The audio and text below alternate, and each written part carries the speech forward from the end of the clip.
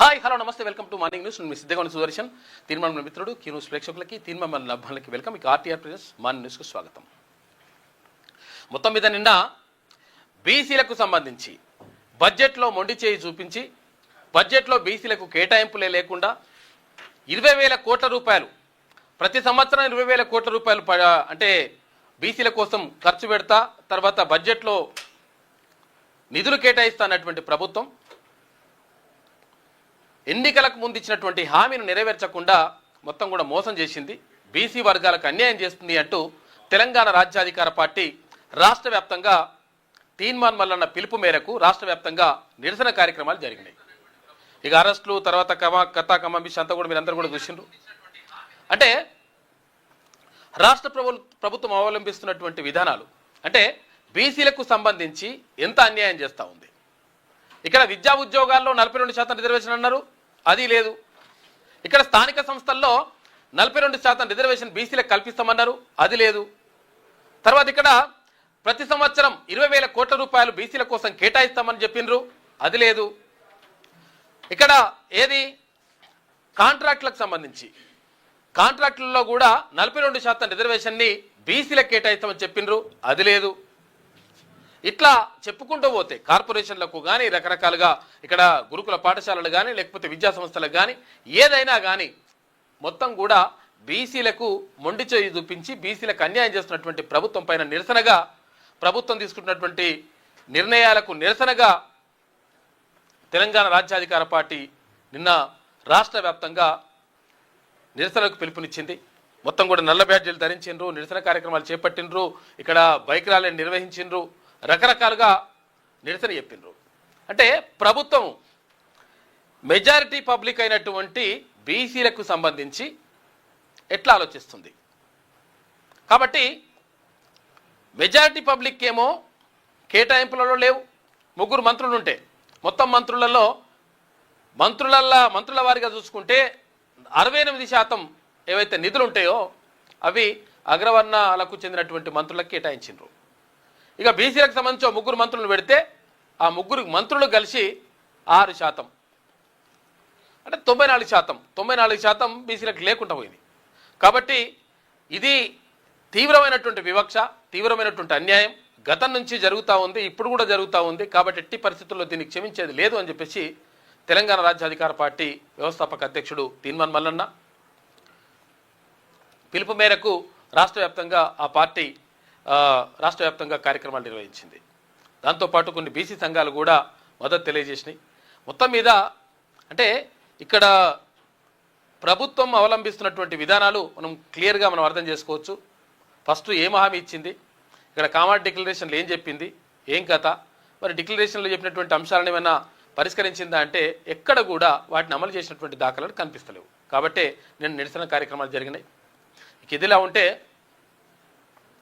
అక్కడ ఏది Iran Israel తర్వాత అమెరికా యుద్ధం ఇక అది తీవ్ర రూపం దాలుస్తూ ఉంది అని చెప్పేసి అనుకుంటే నిన్న అమెరికా అధ్యక్షుడు ట్రంప్ ఒక మాట చెప్పిండు.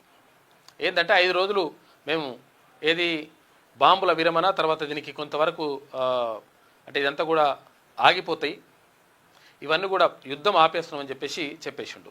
అది మొత్తం కూడా కాదు, 5 రోజులు. ఈ 5 రోజులలో 2 రోజులలో ఎవరు ఇరాన్ వచ్చి మాతో చర్చలు జరిపితే మాకు ఓకే, తర్వాత మేము కూడా చర్చలు జరపడానికి రెడీగా ఉన్నాం, అది కూడా ఇరాన్లో ఉన్నటువంటి కొంతమంది నాయకులతోటే మేము చర్చలు జరుపుతాం, సానుకూలంగా ఉన్న వాళ్ళతో చర్చలు జరుపుతాం అనేటువంటి మాట చెప్పిండు అమెరికా అధ్యక్షుడు ట్రంప్. దీంతో యుద్ధం ఆగిపోతుందా అంటే ఆగిపోయే పరిస్థితి లేదు. ఇరాన్ వాళ్ళు చెప్తుంది అంతా కూడా కల్లబొల్లి మాటలే, అంతా మొత్తం మోసం మాటలే. అది అంటే మా పైన ఒకవేళ మా విద్యుత్ కేంద్రాలపైన విద్యుత్ ఉత్పత్తి కేంద్రాలపైన ఒకవేళ బాంబులు ఇట్లా వేస్తే ఎట్టి పరిస్థితుల్లో ఊరుకునేది లేదు.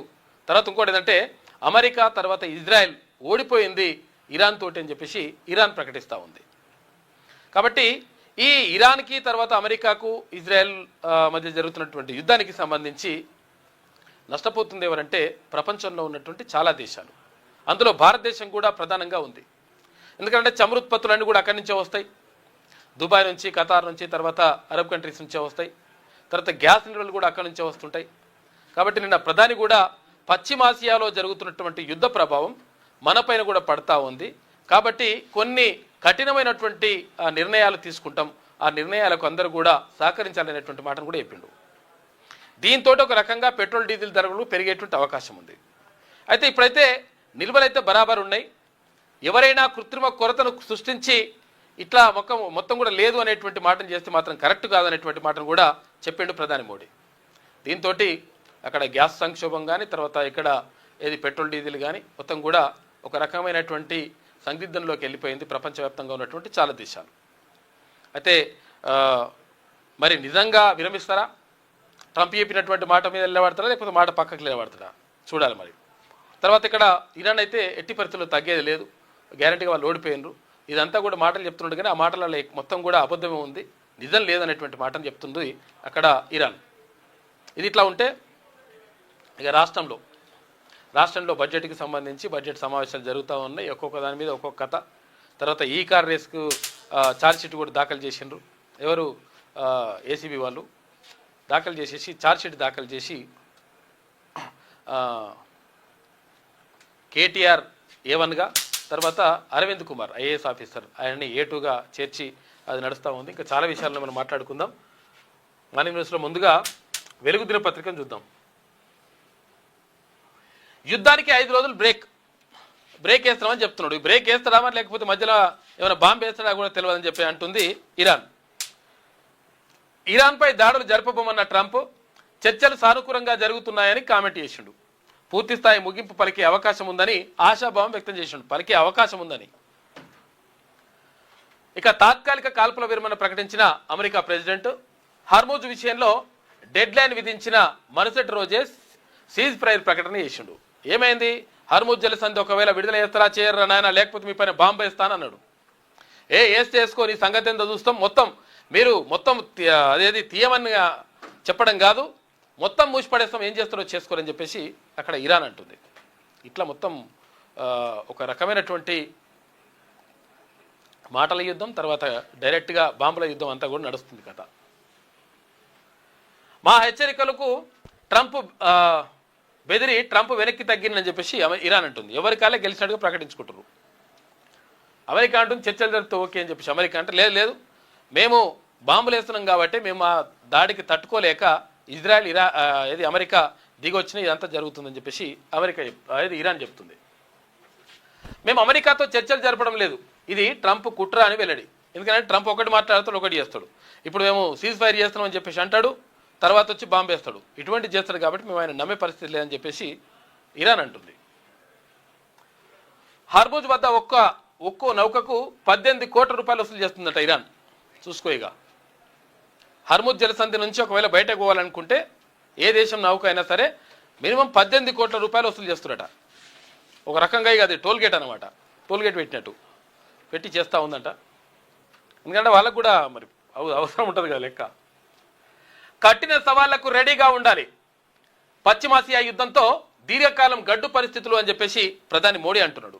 కఠిన పరిస్థితులకు అంటే ఒక రకంగా ధరలు పెరగవచ్చు, రకరకాలుగా జరగవచ్చు, అవన్నీ కూడా మనం దానికి సిద్ధంగా ఉండాలని చెప్తున్నట్టుగా. ఎందుకంటే ఇప్పుడు 4 రాష్ట్రాల ఎన్నికలు, తర్వాత ఒక కేంద్ర ప్రాంతంలో అసెంబ్లీ ఎన్నికలు జరుగుతాయి కాబట్టి ఈ నేపథ్యంలో కొంతవరకు ఇప్పుడు బయట చెప్తలేరు కానీ ఇంకా కొంతవరకు కష్టంగానే ఉంది పరిస్థితి. పశ్చిమాసియా యుద్ధంతో దీర్ఘకాలం గడ్డు పరిస్థితులు అని చెప్పేసి మోడీ క్లియర్గా చెప్తా ఉన్నారు ప్రధానమంత్రి. కోవిడ్ తరహా ముప్పు పొంచి ఉంది, అలర్ట్గా ఉండాలి, సన్నద్ధంగా ఐక్యంగా ఉంటేనే సంక్షోభాన్ని అధిగమిస్తాం. హార్మూజ్ను క్లోజ్ చేయడం ఆమోదయోగ్యం కాదు, ప్రపంచానికి ఆర్థిక మాంద్యం ప్రమాదం ఉంది. చర్చలు దౌత్యంతోనే యుద్ధానికి ముగింపు పలకాలి.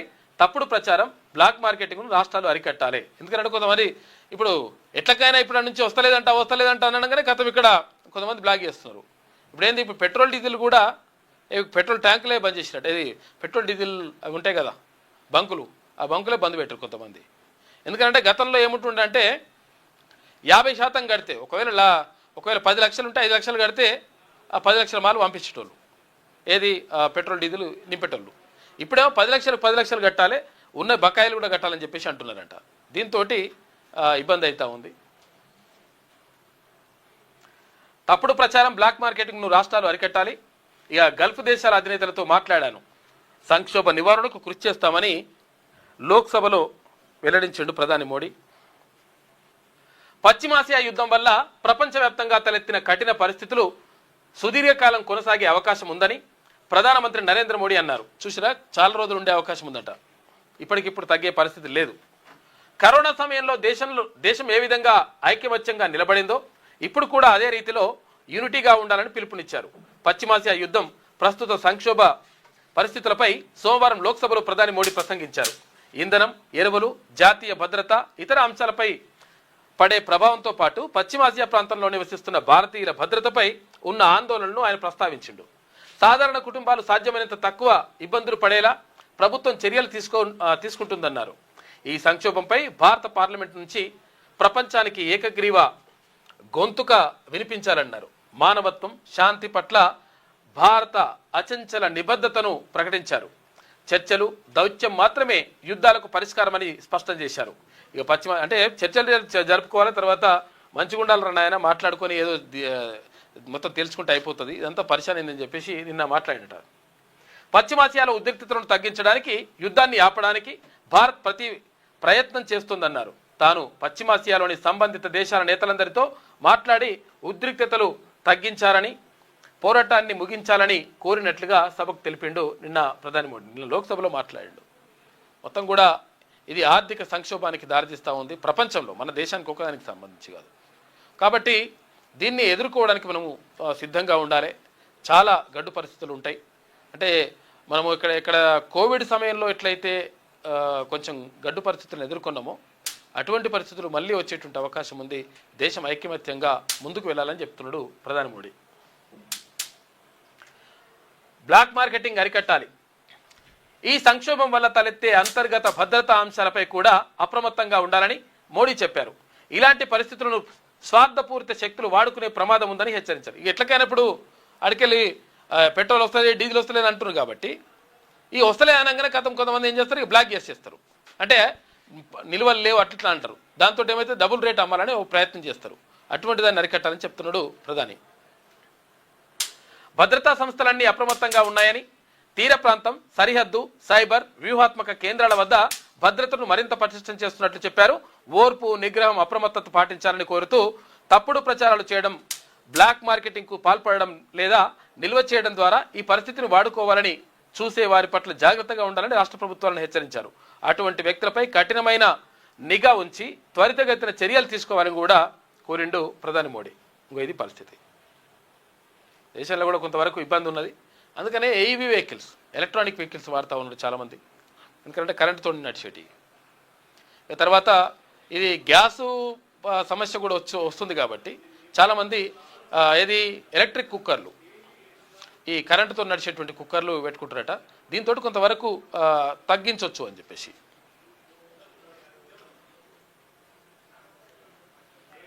మూసీ ప్రక్షాళనపై రాజకీయాలు వద్దు అని చెప్పేసి ముఖ్యమంత్రి అంటా ఉన్నారు.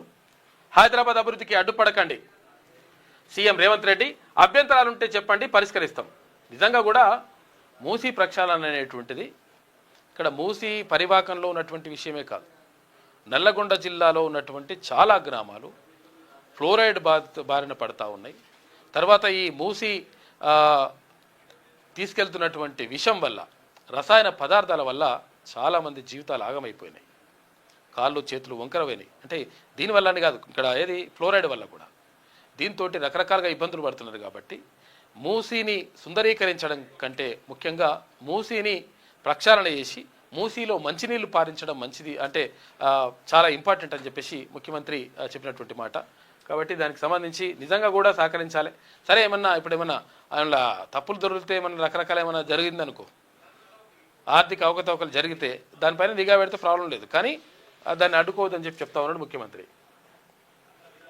ప్రతిపక్షాల సూచనల కోసం డిప్యూటీ సీఎం అధ్యక్షతన కేబినెట్ సబ్ కమిటీ వేస్తాం, సుందరీకరణకు కాదు. నల్గొండ జిల్లా ప్రజల ప్రాణాలు కాపాడుకోవడానికే మూసీ ప్రక్షాళన. సబర్మతి ప్రాజెక్టు స్ఫూర్తిని మూసీలోనూ చూపిద్దాం. అవినీతికి ఆస్కారం లేకుండా స్మార్ట్ గవర్నెన్స్ అన్నీ ఆన్లైన్లో పెడతారట. ఎల్ఎన్టీ నుంచి మెట్రో స్వాధీనం, 24,000 కోట్ల రూపాయలతో మెట్రో రెండో దశ. ఇక దేశంలోనే తొలిసారి బేగంపేట రన్వే కింద అండర్ పాస్. మండలి సభ్యులు లేవనెత్తిన ప్రశ్నలకు సమాధానం చెప్పిండు ముఖ్యమంత్రి రేవంత్ రెడ్డి. మండలిలో మాట్లాడుతున్న సీఎం రేవంత్ రెడ్డి అని చెప్పేసి నిన్న శాసన మండలికి మండలికి నిన్న ఎమ్మెల్సీ తీన్మాన్ మల్లన్న నల్ల దుస్తులు వేసుకొని నిరసన చెప్పిండు. రాష్ట్ర వ్యాప్తంగా తెలంగాణ రాజ్యాధికార పార్టీ నిరసన కార్యక్రమాల్లో పాల్గొంటే ఇక్కడ ఆ పార్టీ అధ్యక్షుడైనటువంటి తీన్మాన్ మల్లన్న నల్ల దుస్తులు వేసుకొని అక్కడ మండలికి వెళ్ళి నిరసన చెప్పిండు. నిన్న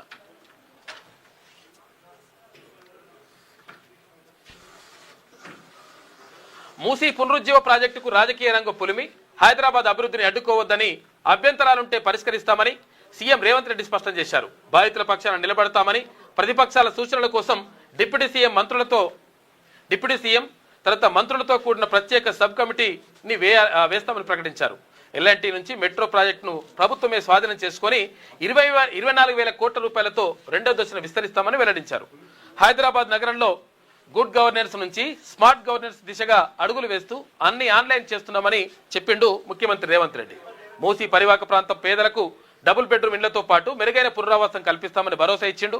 ఇక భవిష్యత్ తరాలకు కాలుష్య రహిత, ట్రాఫిక్ ఇబ్బందులు లేని విశ్వనగరాన్ని అందించడమే తమ ప్రభుత్వ లక్ష్యమన్నారు. సోమవారం శాసనమండలిలో సభ్యులు లేవనెత్తిన ప్రశ్నలకు సీఎం రేవంత్ రెడ్డి హైదరాబాద్ నగరాభివృద్ధిలో భాగంగా మెట్రో రైలు, రోడ్ల విస్తరణపై సమగ్రంగా వివరించారు. అయితే మూసీ నది ప్రక్షాళన కేవలం సుందరీకరణ కాదని, నల్లగొండ జిల్లా ప్రజల ప్రాణాలను కాపాడుకోవడానికేనని స్పష్టం చేశారు. మూసీలో 20 టీఎంసీల గోదావరి జలాలు నింపి మురుగునీరుని శుద్ధి చేసేందుకు భారీగా ఎస్టీపీలను ఏర్పాటు చేస్తామని చెప్పేసి నిన్న ముఖ్యమంత్రి మండలిలో మాట్లాడిండు. ఎట్టి పరిస్థితులు అంటే ఇక్కడ మూసీ సుందరీకరణ గురించి కాదు, నల్లగొండ జిల్లాలో ఎందుకంటే పరివాహక ప్రాంతం ఎక్కువ శాతం నల్లగొండ జిల్లాలో ఉంటుంది. ఇక్కడ రంగారెడ్డి నుంచి వెళ్ళిన తర్వాత నల్లగొండ జిల్లాకి వెళ్తుంది. వెళ్ళిన తర్వాత నిజంగా ఒకవేళ అక్కడ ఆ మూసీ నీళ్లతో వండినటువంటి పంటలు తింటే కూడా అనారోగ్యం వచ్చేటువంటి పరిస్థితులు ఉన్నాయి. దాంట్లో రసాయనాలు కలుస్తూ ఉన్నాయి, కెమికల్స్ కలుస్తూ ఉన్నాయి. ఈ కెమికల్స్ కలవడంతో ఏమవుతుంది, ఒకవేళ అది దాంతో వండినటువంటి బియ్యం తింటే కూడా, ఒకవేళ అన్నం తింటే కూడా దాంతో కూడా రోగాలు వచ్చే పరిస్థితులు ఉన్నాయి. తర్వాత కూరగాయలు వండిస్తే కూరగాయలకు కూడా ఆ రసాయనాలు వెళ్ళిపోతున్నాయంట. కాబట్టి మూసీని సుందరీకరించడం తర్వాత పక్కకు పెడితే మూసీని ప్రక్షాళన చేసి మూసీలో మంచినీళ్ళు వారించడం మాత్రం నిజంగా కూడా అవసరమైనటువంటి విషయమే. కాకపోతే ఏంటంటే ఇందులో అవినీతి జరుగుతుందనేటువంటిది ప్రతిపక్షాలు చేస్తున్నటువంటి ఆరోపణ. కాళేశ్వరం తరహాలోనే ఈ మూసీ ప్రక్షాళనకు పేరు చెప్పి 1,50,000 కోట్ల రూపాయలు ఇక్కడ ప్రభుత్వం వేసుకోవాలని చూస్తుంది అనేటువంటిది ప్రతిపక్షాల ఆరోపణ. కాబట్టి దీనికి సంబంధించి మూసీ ప్రక్షాళన చేయాల్సిందే, అవినీతిని కూడా అరికట్టాల్సినటువంటి అవసరం ఉన్నది. తర్వాత ఇక్కడ కేటీఆర్కి సంబంధించినటువంటి కేసు ఏదైతే ఈ కార్ రేస్ కేసు ఉందో ఆ కేసుకు సంబంధించి నిన్న ఛార్జ్షీట్ దాఖలు చేసింది ఏసీబీ. ఏది A1గా కేటీఆర్ని పెట్టిండ్రు, తర్వాత A2గా అరవింద్ కుమార్, ఎవరు ఐఏఎస్ ఆఫీసర్ అరవింద్ కుమార్ ఉన్నాడు కదా, ఆయనని A2గా పెట్టిండ్రు. పెట్టేసి ఎందుకంటే 54 కోట్ల రూపాయల ఏది డబ్బులు డైరెక్ట్గా పంపించేసిండ్రు, నోటి మాటతో పంపించేసినట్టుగా దీన్ని మొత్తం వస్తూ ఉంది. మరి ఇది ఏమవుతుంది, ఎంతవరకు వస్తుంది, నిజంగా జైలు పడతారా పడరా అంటే నమ్మకం లేదు దూరం అన్నట్టు ఉంటుంది లెక్క. A1గా కేటీఆర్ ఫార్ములా ఈ రేస్ కేసులో ఏసీబీ ఛార్జ్షీట్ దాఖలు చేసింది. ఐఏఎస్ అరవింద్ కుమార్ సహా 5గురిపై అభియోగాలు. ఇక హెచ్ఎండిఏకు చెందిన 55 కోట్ల విదేశీ సంస్థకు మళ్లించారు. ఫార్ములా ఈ రేసులో రాజకీయ లబ్ధి పొందారని ఆరోపణ ఉన్నది. ఏసీబీ కోర్టు పరిశీలనలో 1000కి పైగా డాక్యుమెంట్లు ఉన్నాయంట. మరి 1000కి పైగా డాక్యుమెంట్లు ఉన్నాయి, ఇంత కట్టబట్టుకొచ్చినట్లు అంటే మరి ఇంత కట్టబట్టుకొచ్చినంత మాత్రాన అయితే అనేది గ్యారెంటీ ఉండదు ఒక్కోసారి. ఇప్పుడు ఏమైతుందంటే ఇదివరకు ఏది డ్రగ్స్ కేసు అన్నారు, రోజుకొక హీరోయిన్ తీసుకొచ్చారు, రోజుకో హీరోయిన్ తీసుకొచ్చేసారు, ఆయన ఎటికలు వీకినాము, గోర్లు కట్ చేసినాము, అన్ని చూసినాం అని అన్నారు. లాస్ట్కి వస్తే ఏమైంది అంటే ఏం లేదు, సపడే కూకున్నారు, ఎక్కడిదక్కడ అక్కడ పడ్డారు, మొత్తం ఎక్కడిదక్కడ ముట్టింది, కథ అయిపోయింది. మరి ఈ కేసును కూడా అట్లనే చేస్తారా? తర్వాత ఇక్కడ కాళేశ్వరం కేసు ఉన్నది. ఆ కాళేశ్వరంకి సంబంధించినటువంటి నివేదిక సిపి ఘోష్ కమిషన్ ఇచ్చేసిన తర్వాత మరి దానిపైన ఎంతవరకు జరుగుతుంది? తర్వాత ఇక్కడ కరెంటుకు సంబంధించినటువంటి కుంభకోణం ఉన్నది. ఛత్తీస్గఢ్ నుంచి కరెంటు కొనుగోలులో మొత్తం కూడా అవకతవకలు జరిగినాయి, 1000 కోట్ల రూపాయలు మొత్తం కూడా వేసేసింది అనేటువంటిది ఆరోపణ ఉన్నది. మరి దానిపైన అది కూడా సపోర్ట్ లేదు. తర్వాత ఫోన్ ట్యాపింగ్ కేసు అది అక్కడనే ఉన్నది. తర్వాత ఇక్కడ గొర్రెల కేసు అది అట్లనే ఉన్నది. మొత్తం మీద ఈ కేసులన్నీ అట్లనే ఉన్నాయి. ఎందుకంటే ఒక రకంగా మ్యాచ్ ఫిక్సింగ్ జరుగుతుందా అనేటువంటి ఆరోపణలు కూడా ఉన్నాయి. నిజంగా ఒకవేళ కరెక్ట్గా దర్యాప్తు చేసి కరెక్ట్గా తీసుకోపోతే నిజంగా ఒక 100 రూపాయలు, 200, 500, 1000 రూపాయలు కూడా దొంగతనం చేస్తే వాడిని పట్టుకొచ్చి లోపలేసి రకరకాలుగా ఇబ్బందులు పెట్టి ఇవన్నీ చేస్తారు. మరి 1000 కోట్ల రూపాయలు, లక్షల కోట్ల రూపాయలు మొత్తం కథం చేసినటువంటి కార్యక్రమానికి సంబంధించి మరి కనీసం ఎటువంటి చర్యలు తీసుకుంటారు, ఏం కథ అనేది కూడా చూడాలి. మరి ఎంతవరకు ముందర పడుతుంది, ఏం కథ అనేది చూడాల్సిన అవసరం ఉన్నది. ఇక వాస్తవాలకు దూరంగా బడ్జెట్ ఉందని హరీష్ రావు అంటున్నాడు. ఆయన కూడా ఆర్థిక శాఖ మంత్రిగా ఉన్నాడు, ఆయనకు తెలుసు వాస్తవాలకు దూరంగా ఉంటుందని కూడా తెలుసు, ఎందుకంటే గతంలో ఆయన కూడా పెట్టిండు కాబట్టి. ఎవరిని మోసం చేయడానికి ఈ లెక్కలు? హరీష్ రావు ఇక 2 ఏళ్ళు లోటు బడ్జెట్ పెట్టి ఇప్పుడు 3,24,000 కోట్ల రూపాయలు ఎలా పెంచుతారు, ఏ స్కీములకు రద్దు చేస్తారో ప్రజలకు చెప్పాలని డిమాండ్. నిజంగా కూడా ఈ పైసలు సరిపోవు, ఇష్టం వచ్చిన హామీలు ఇచ్చుకుంటావా? మరి హామీలు ఇచ్చిన వాటిని నెరవేర్చాల్సిన బాధ్యత కూడా ప్రభుత్వం పైన ఉంటుంది. ఇప్పుడు 4,000 రూపాయలు 2,000 రూపాయలు పింఛన్ ఉంటే 4,000 రూపాయలనే, తులం బంగారం ఇస్తానే, స్కూటీ ఇస్తానే, ఆడపిల్లలకు స్కూటీ ఇస్తానే, ఇట్లా రకరకాలుగా చెప్పిండ్రు. తర్వాత రైతు భరోసా కూడా 2 పంటలు ఉంటాయి, సంవత్సరానికి 2 పంటలు మన తెలంగాణ వండుతాయి. ఇప్పుడు ఆంధ్రాలో అయితే 3 పంటలు కూడా వండుతాయి. మరి 2 పంటలు వండితే మరి ఇప్పటి వరకు 2 సంవత్సరాలు అవుతుంది, ఇప్పుడు రెండోసారి రైతు భరోసా చేస్తున్నారు. కాబట్టి మరి స్కీములను ఏం చేస్తారు, ఏం కథ అనేది కూడా మరి చెప్పాల్సిన అవసరం ఉన్నది. ఇక ఎక్సైజ్లో ఉన్నట్టుండి 12,000 కోట్ల రూపాయలు ఎలా ఆదాయం ఎలా పెరుగుతుందని చెప్పేసి అడుగుతున్నాడు. అంటే ఎక్సైజ్ శాఖ ఆదాయం పెరగాలంటే ఏం చేయాలి? మందాన్ని ఎక్కువ ఇప్పియాలి, లేకపోతే రేట్లనే పెంచాలి. మరి ఎట్లా పెంచుతారని చెప్పేసి అడుగుతున్నాడు హరీష్ రావు. హరీష్కు డిప్యూటీ సీఎం భట్టి విక్రమార్క ఇక్కడ ఆదాయం పెరుగుతుందని చెప్పేసి ఆయన ప్రశ్నిస్తే హరీష్కు డిప్యూటీ సీఎం భట్టి విక్రమార్క తర్వాత మంత్రులు కౌంటర్ ఇచ్చినట్ట. శ్రమకు గౌరవం, భవిష్యత్తుకు భరోసా. ఎందుకంటే గిగ్ వర్కర్లకు సంబంధించి మనం ఆర్డర్ పెట్టగానే ఇట్లా టిక్ టిక్ అనగానే వచ్చేస్తారు. 10 నిమిషాల్లో 15 నిమిషాల్లో ఏం తింటావో ఏం కథనో మనం హోటల్కి పెట్టేస్తాం, తీసుకొచ్చి ఇస్తారు. మరి తీసుకొచ్చి ఇచ్చేటువంటి క్రమంలో పాపం వాళ్ళకి ప్రమాదాలకు గురవుతుంటారు. బండి మీద తొందరగా ఉరకాలి, లేకపోతే ఇప్పుడు ట్రాఫిక్ ఉంటుంది, ట్రాఫిక్ సిగ్నల్ పడుతుంది, సిగ్నల్ పట్టినా కానీ ఏమైందిరా లేట్ అయిందని చెప్పేసి అక్కడ ఓటర్ అంటాడు, ఇక్కడ కస్టమర్ అంటాడు. ఏం చేయాలని అర్థం కాక చాలా యాక్సిడెంట్లలో కొంతమంది చచ్చిపోయారు, పాపం కొంతమంది కాలు చేతులు ఇరిగిపోయినాయి, రకరకాల ఇబ్బందులు పడ్డారు. కాబట్టి గిగ్ వర్కర్లకు సంబంధించి ఒక ప్రత్యేక బిల్లు తీసుకురావాలని చెప్పేసి ప్రభుత్వం భావించింది. క్యాబినెట్లో చర్చ జరిగింది, అది ఓకే అయిపోయింది. నిన్న తెలంగాణ గిగ్ వర్కర్ల బిల్లు 2026కు కేబినెట్ పచ్చ జెండా ఊపింది. Parental support, advocate protection, heat speech and hate crime prevention బిల్లుకు కూడా ఆమోదం చెప్పారు. ఇక రోహిత్ వేముల చట్టం విధి విధానాల కోసం బట్టి నేతృత్వంలో మంత్రివర్గ ఉపసంఘాన్ని వేసిండ్రు. అంటే రోహిత్ వేముల ఇక్కడ సెంట్రల్ యూనివర్సిటీలో రోహిత్ వేముల అనేటువంటి విద్యార్థి ఆత్మహత్య చేసుకుండు. ఎందుకు ఆత్మహత్య చేసుకున్నాడు అంటే అక్కడ కుల వివక్షను ఎదుర్కొనేటువంటి ఆరోపణలు ఉన్నాయి. అప్పుడు దేశవ్యాప్తంగా పెద్ద పెద్ద నాయకులందరూ వచ్చిండ్రు, అక్కడ రాహుల్ గాంధీ వచ్చిండ్రు, కేజ్రీవాల్ వచ్చిండ్రు, రకరకాలుగా నాయకులు వచ్చిండ్రు. వచ్చి అయితే ఎందుకు చనిపోయిండు ఏం కథ అంటే ఒక సెంట్రల్ యూనివర్సిటీలో కేంద్రీయ విశ్వవిద్యాలయంలోనే ఇట్లా జరిగితే మరి మామూలు పరిస్థితి ఏంది అని చెప్పేసి ఒక చర్చ జరిగింది. దానికి సంబంధించి మళ్ళీ భట్టి విక్రమార్క ఆధ్వర్యంలో ఒక అంటే ప్రత్యేక చట్టం తీసుకురావాలని చెప్పేసి, అంటే కుల వివక్షతో ఎవరు కూడా చనిపోవద్దు, కుల వివక్షను ఎదుర్కోవద్దు అనేది. అయితే తీన్మార్ మల్లన్న కూడా డిమాండ్ చేసిండు.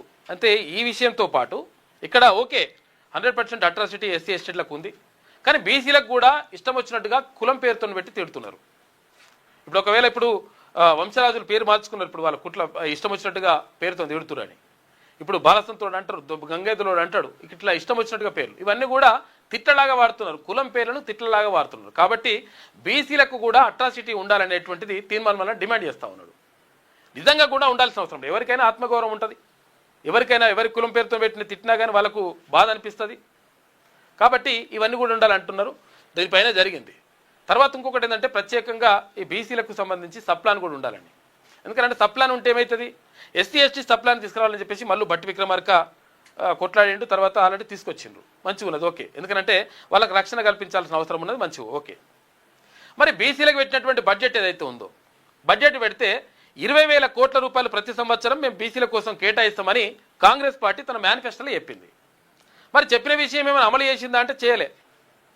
మొదటి సంవత్సరం ఏమో 9,000 కోట్లు, రెండో సంవత్సరం 11,000 కోట్లు, మొత్తం రెండు సంవత్సరాలు కలిసి 20,000 కోట్లు పెడితే ఆ 20,000 కోట్లలో మరి మనం ఖర్చు పెట్టినట్టు అది లేదు. తర్వాత ఇప్పుడు రెండో సంవత్సరం 11,000 కోట్లు, మొన్న 11,400 కోట్లు బడ్జెట్ కేటాయిస్తే ఖర్చు చేసింది 2,500 కోట్లు. అవి కూడా జీతాలు బీతాలకే సరిపోతాయి. మరి బీసీల సాధికారత కోసం బీసీలకు అంటే 62% ఉన్నటువంటి ఇప్పుడు మీ ప్రభుత్వ లెక్కల ప్రకారం చూసుకున్నా కానీ 56.33% అంటున్నారు. ఈ 56.33% అంటే సగం కంటే ఎక్కువ బడ్జెట్ బీసీలకే ఉండాలి కదా. మరి బీసీలకు పెడుతున్నారా బడ్జెట్? లేదు. తర్వాత ఇక్కడ కార్పొరేషన్లకు సంబంధించి బలోపేతం చేస్తామన్నారు. తర్వాత గతంలో హామీలు ఇచ్చిండ్రు, ఏది ముదిరాజులను తర్వాత బీసీ డి నుంచి బీసీ ఏలుగా తీసుకొస్తామని చెప్పిండ్రు. ఎందుకంటే నిజంగా కూడా సామాజికంగా తర్వాత ఆర్థికంగా వెనుకబడినటువంటి కులం అది. తర్వాత ఇంకొకటి ఏంటంటే రాష్ట్రంలో తెలంగాణ రాష్ట్రంలో అత్యధిక జనాభా ఉన్నటువంటి మెజారిటీ పీపుల్ ఉన్నటువంటి ఏదైతే క్యాస్ట్ ఉందో అది ముదిరాజు. ముదిరాజు సామాజిక వర్గం అంటే గతంలో రాజుల్లాగా ఉంటుండే. తర్వాత ఇక్కడ ఏది తమిళనాడు అక్కడక్కడ ప్రాంతాల్లో రాజులుగా ఒక సామ్రాజ్యాన్ని ఏర్పాటు చేసుకున్నటువంటి ముదిరాజులు ఇప్పుడు చాలా దయనీయమైనటువంటి పరిస్థితుల్లో జీవితాలు గడుపుతా ఉన్నారు.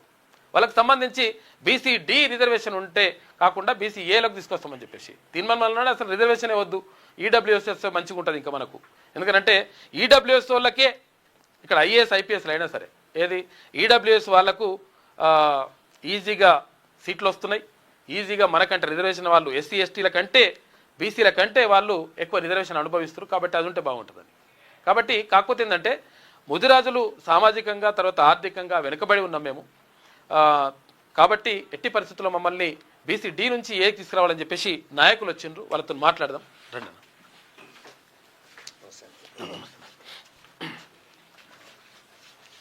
అయితే మండలిలో మాట్లాడాలి, తర్వాత తీర్మాన్ మల్ల గారు మాట్లాడాలి దీనిపైన.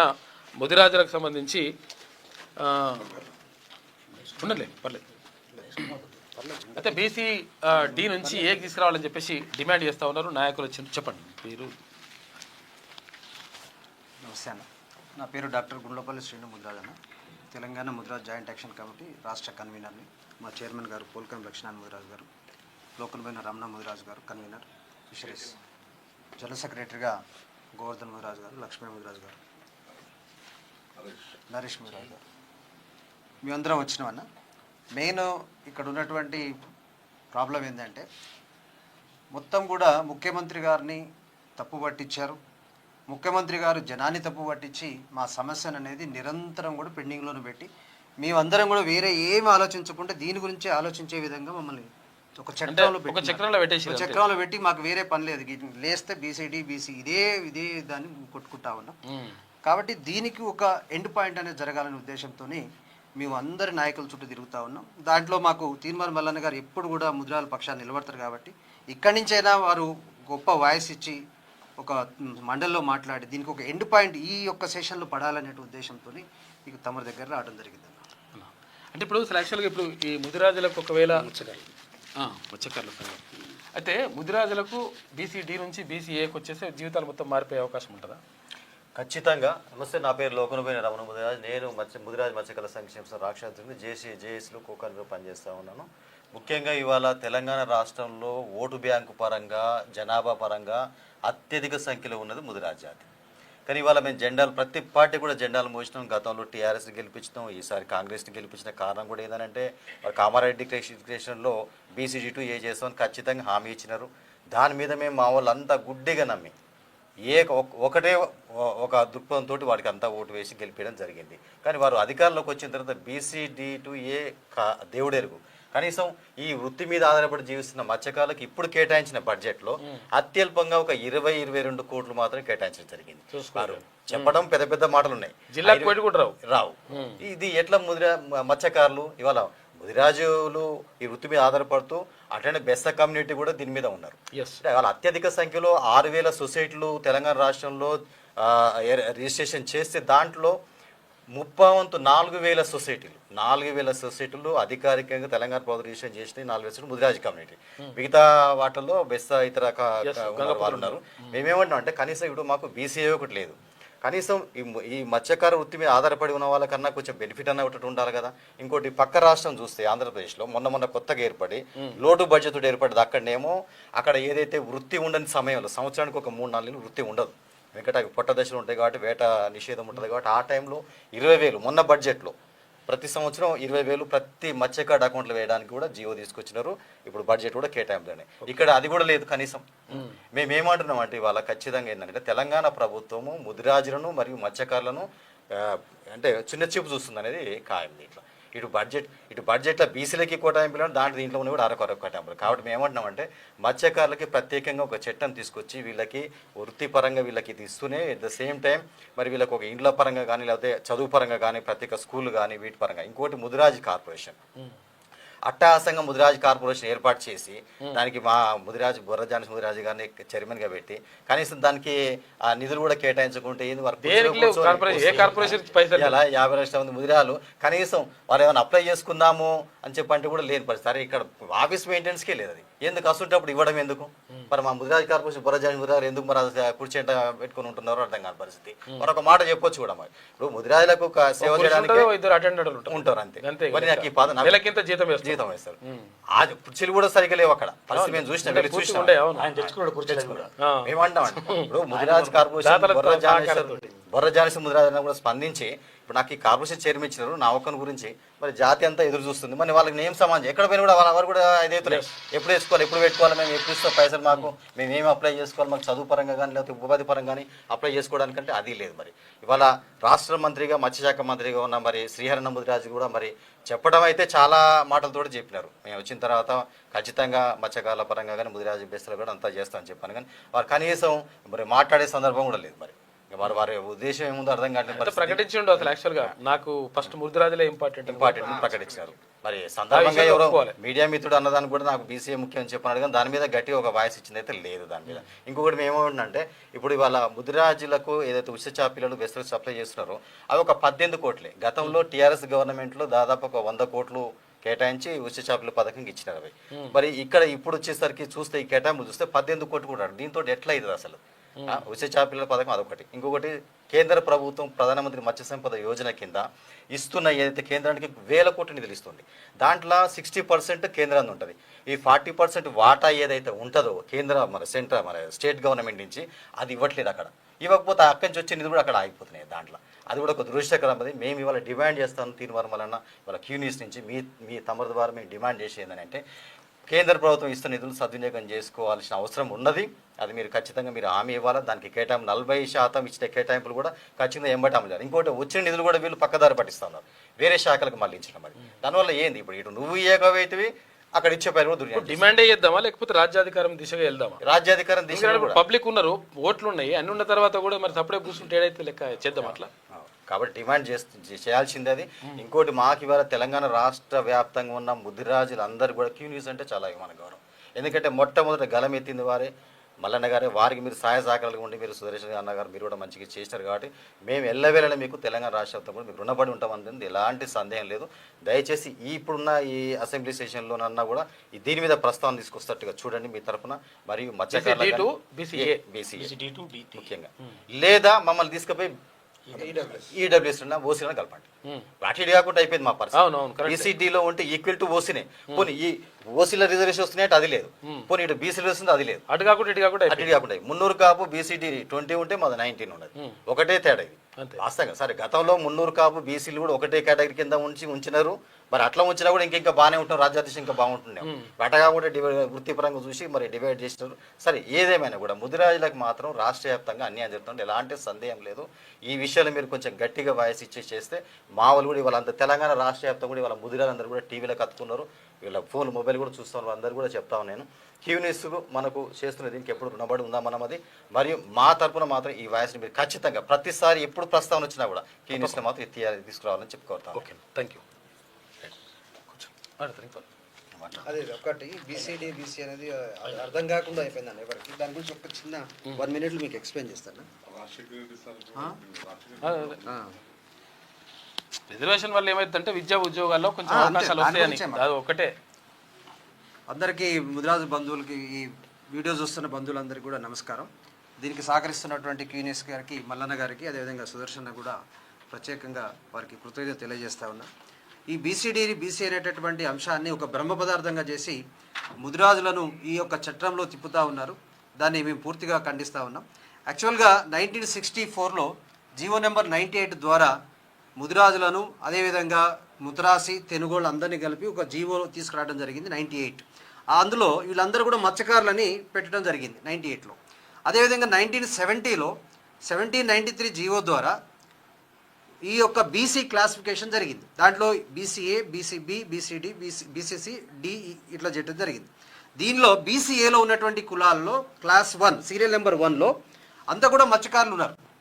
1970లో వచ్చినటువంటి బీసీఏలో మత్స్యకారులను చేర్చినప్పుడు 1970 కంటే ముందే ఉన్నటువంటి 1964 జీవోలోనే మత్స్యకారులుగా ఉన్న ముదిరాజులను ఎందుకు చేర్చలేదు అనేది ఒక తీవ్రమైనటువంటి చర్చకు దారితీస్తూ ఉంది. అక్కడి నుంచి మాకు అన్యాయం జరుగుతూ ఉందన్న. 1970 నుంచి మేము సఫర్ అవుతూ ఉన్నాం. న్యాయమైనటువంటి సహజ న్యాయం ప్రకారము జీవో నెంబర్ 98లో మత్స్యకారులో ఉన్నటువంటి ముదిరాజులను 1970లో వచ్చినటువంటి ఈ బీసీ క్లాసిఫికేషన్లో బీసీఏలో చేర్చకపోవడమే పెద్ద కుట్ర జరిగింది. ఆ రోజు నుంచి కూడా మత్స్యకారులుగా ముదిరాజు సఫర్ అవుతూ ఉన్నారు. తర్వాత 2009లో వైఎస్ రాజశేఖర రెడ్డి గారు జీవో నెంబర్ 15 తీసుకొచ్చి ముదిరాజులకు చాలా అన్యాయం జరిగింది, వారు మత్స్యకారులుగానే ఉన్నారు, వాళ్ళు బీసీఏలో ఉండటం అనేది న్యాయం అనేటటువంటిది జస్టిస్ సుభాషణ్ రెడ్డి ద్వారా మనకు రిపోర్ట్ తీసుకొచ్చి GO number 15 YS Rajasekhara Reddy గారు ఇవ్వడం జరిగింది. అది ఇచ్చినప్పుడు మా యొక్క ఉన్నటువంటి కొంతమంది సోదరులు హైకోర్టుకు పోయి దీనిలో అన్యాయం జరిగింది, ఇది మొత్తం కూడా రాజకీయ కుట్ర అని దీన్ని చేర్చడం జరిగింది. అప్పుడు హైకోర్టు దీన్ని క్వాజ్ చేసింది. ఈ క్వాజ్ చేసేటప్పుడు ఒక విషయం చెప్పింది క్లియర్గా. ఏం చెప్పిందంటే ఈ జీవో నెంబర్ 15 అనేది చట్ట విరుద్ధం కాదు, రాజ్యాంగ విరుద్ధం కాదు, కానీ మీరు ఇచ్చినటువంటి డేటా అనేది ఎంపరికల్ డేటా అనేది స్పష్టంగా లేదు. ఒకవేళ ఎంపరికల్ డేటా అనేది స్పష్టంగా ఉంటే ఖచ్చితంగా మీరు బీసీఏకి అర్హులని క్లియర్గా చెప్పడం జరిగింది. డేటా ఇస్తే అయిపోతుండే. అయితే ఈ యొక్క విషయాన్ని మేము ఎస్ఎల్పి ద్వారా సుప్రీంకోర్టులో ఛాలెంజ్ చేయడం జరిగింది. అది 2010లో ఛాలెంజ్ చేస్తే 2022లో ఈ సుప్రీంకోర్టు అనేది తీర్పిచ్చింది. దీనిలో ఇది రాజ్యాంగ విరుద్ధం కాదు, కాబట్టి మీ యొక్క బీసీ కమిషన్ అనేది చేస్తే మీకు న్యాయం జరుగుతుందని ఈ కేసును బీసీ కమిషన్కి 2022లో పంపించిందన్న. 2022లో పంపిస్తే ఇది కరెక్ట్గా అనుకుంటే ఒక 30 రోజుల ప్రయాణం, 30 రోజుల్లోనే జీవో వచ్చేస్తుంది. దేనికోసం ఆ 30 రోజులు అంటే ఎంపరికల్ డేటా తీయడానికి ఆ 30 రోజులు అవసరం. అయితే లక్కీగా మనకు మొన్న బీసీ 42% రిజర్వేషన్ ఇచ్చేటప్పుడు ఎంపరికల్ డేటా తీసుకున్నారు, డెడికేటెడ్ కమిషన్ ఇచ్చారు, మొత్తం చేశారు. ఇప్పుడు నిజంగా గవర్నమెంట్ చిత్తశుద్ధి ఉంటే ఒకే ఒక 24 అవర్స్లో మనకు జీవో వస్తుంది. ఓకే, సుప్రీంకోర్టు లేదు, ఎంపరికల్ డేటా ఉన్నది, బ్యాక్వర్డ్నెస్ మాకున్నది. కులాల చెప్తలేరు. నిజంగా ప్రభుత్వానికి చిత్తశుద్ధి ఉంటే ముదిరాజులను బీసీడీ నుంచి బీసీఏలోకి మార్చటము 24 గంటల పనే.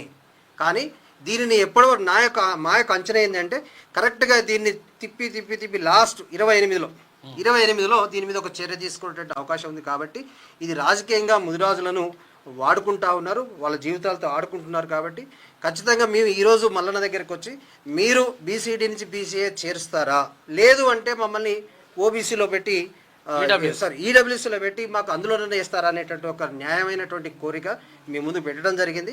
వారికి కూడా అదే వినియోగించడం జరిగింది. ఖచ్చితంగా మిమ్మల్ని బీసీలోనే ఉంచాలి, లేదంటే ఈడబ్ల్యూసీ పెట్టాలంటే ఒక న్యాయమైన డిమాండ్ ఈరోజు చెప్తా అన్నారు. దానికి మీకు పూర్తిగా ధన్యవాదాలు తెలియజేస్తా ఉన్నాను. ఇంకొక విషయం మీకు చెప్తున్నానంటే గౌరవ ముఖ్యమంత్రి గారికి క్యూనిస్ ద్వారా చెప్పేది ఏంటి అంటే మీరు ఎక్కడి పోయినా కూడా ఈ కేసు సుప్రీంకోర్టులో ఉందని చెప్తా ఉన్నారు. దయచేసి ముఖ్యమంత్రి రేవంత్ రెడ్డి గారు ఈ కేసు 2022లోనే డిస్పోజ్ అయినది, 2022లోనే రాష్ట్ర పరిధిలో ఉన్నది. కాబట్టి మళ్ళొకసారి మీరు సమీక్షించండి, ఈ యొక్క బీసీ మీద ప్రయత్నం ఒకసారి చేయండి. చేసిన తర్వాత ఈ కేసు అనేది మీరు అనుకుంటే 24 గంటల్లోనే అయిపోతుంది. దయచేసి ముదిరాజులకు న్యాయం చేయండి అని కూడా మీకు ఈ క్యూనిస్ ద్వారా మీకు విజ్ఞప్తి చేస్తా ఉన్నాం. Okay, thanks. కూర్చో, తీసుకో.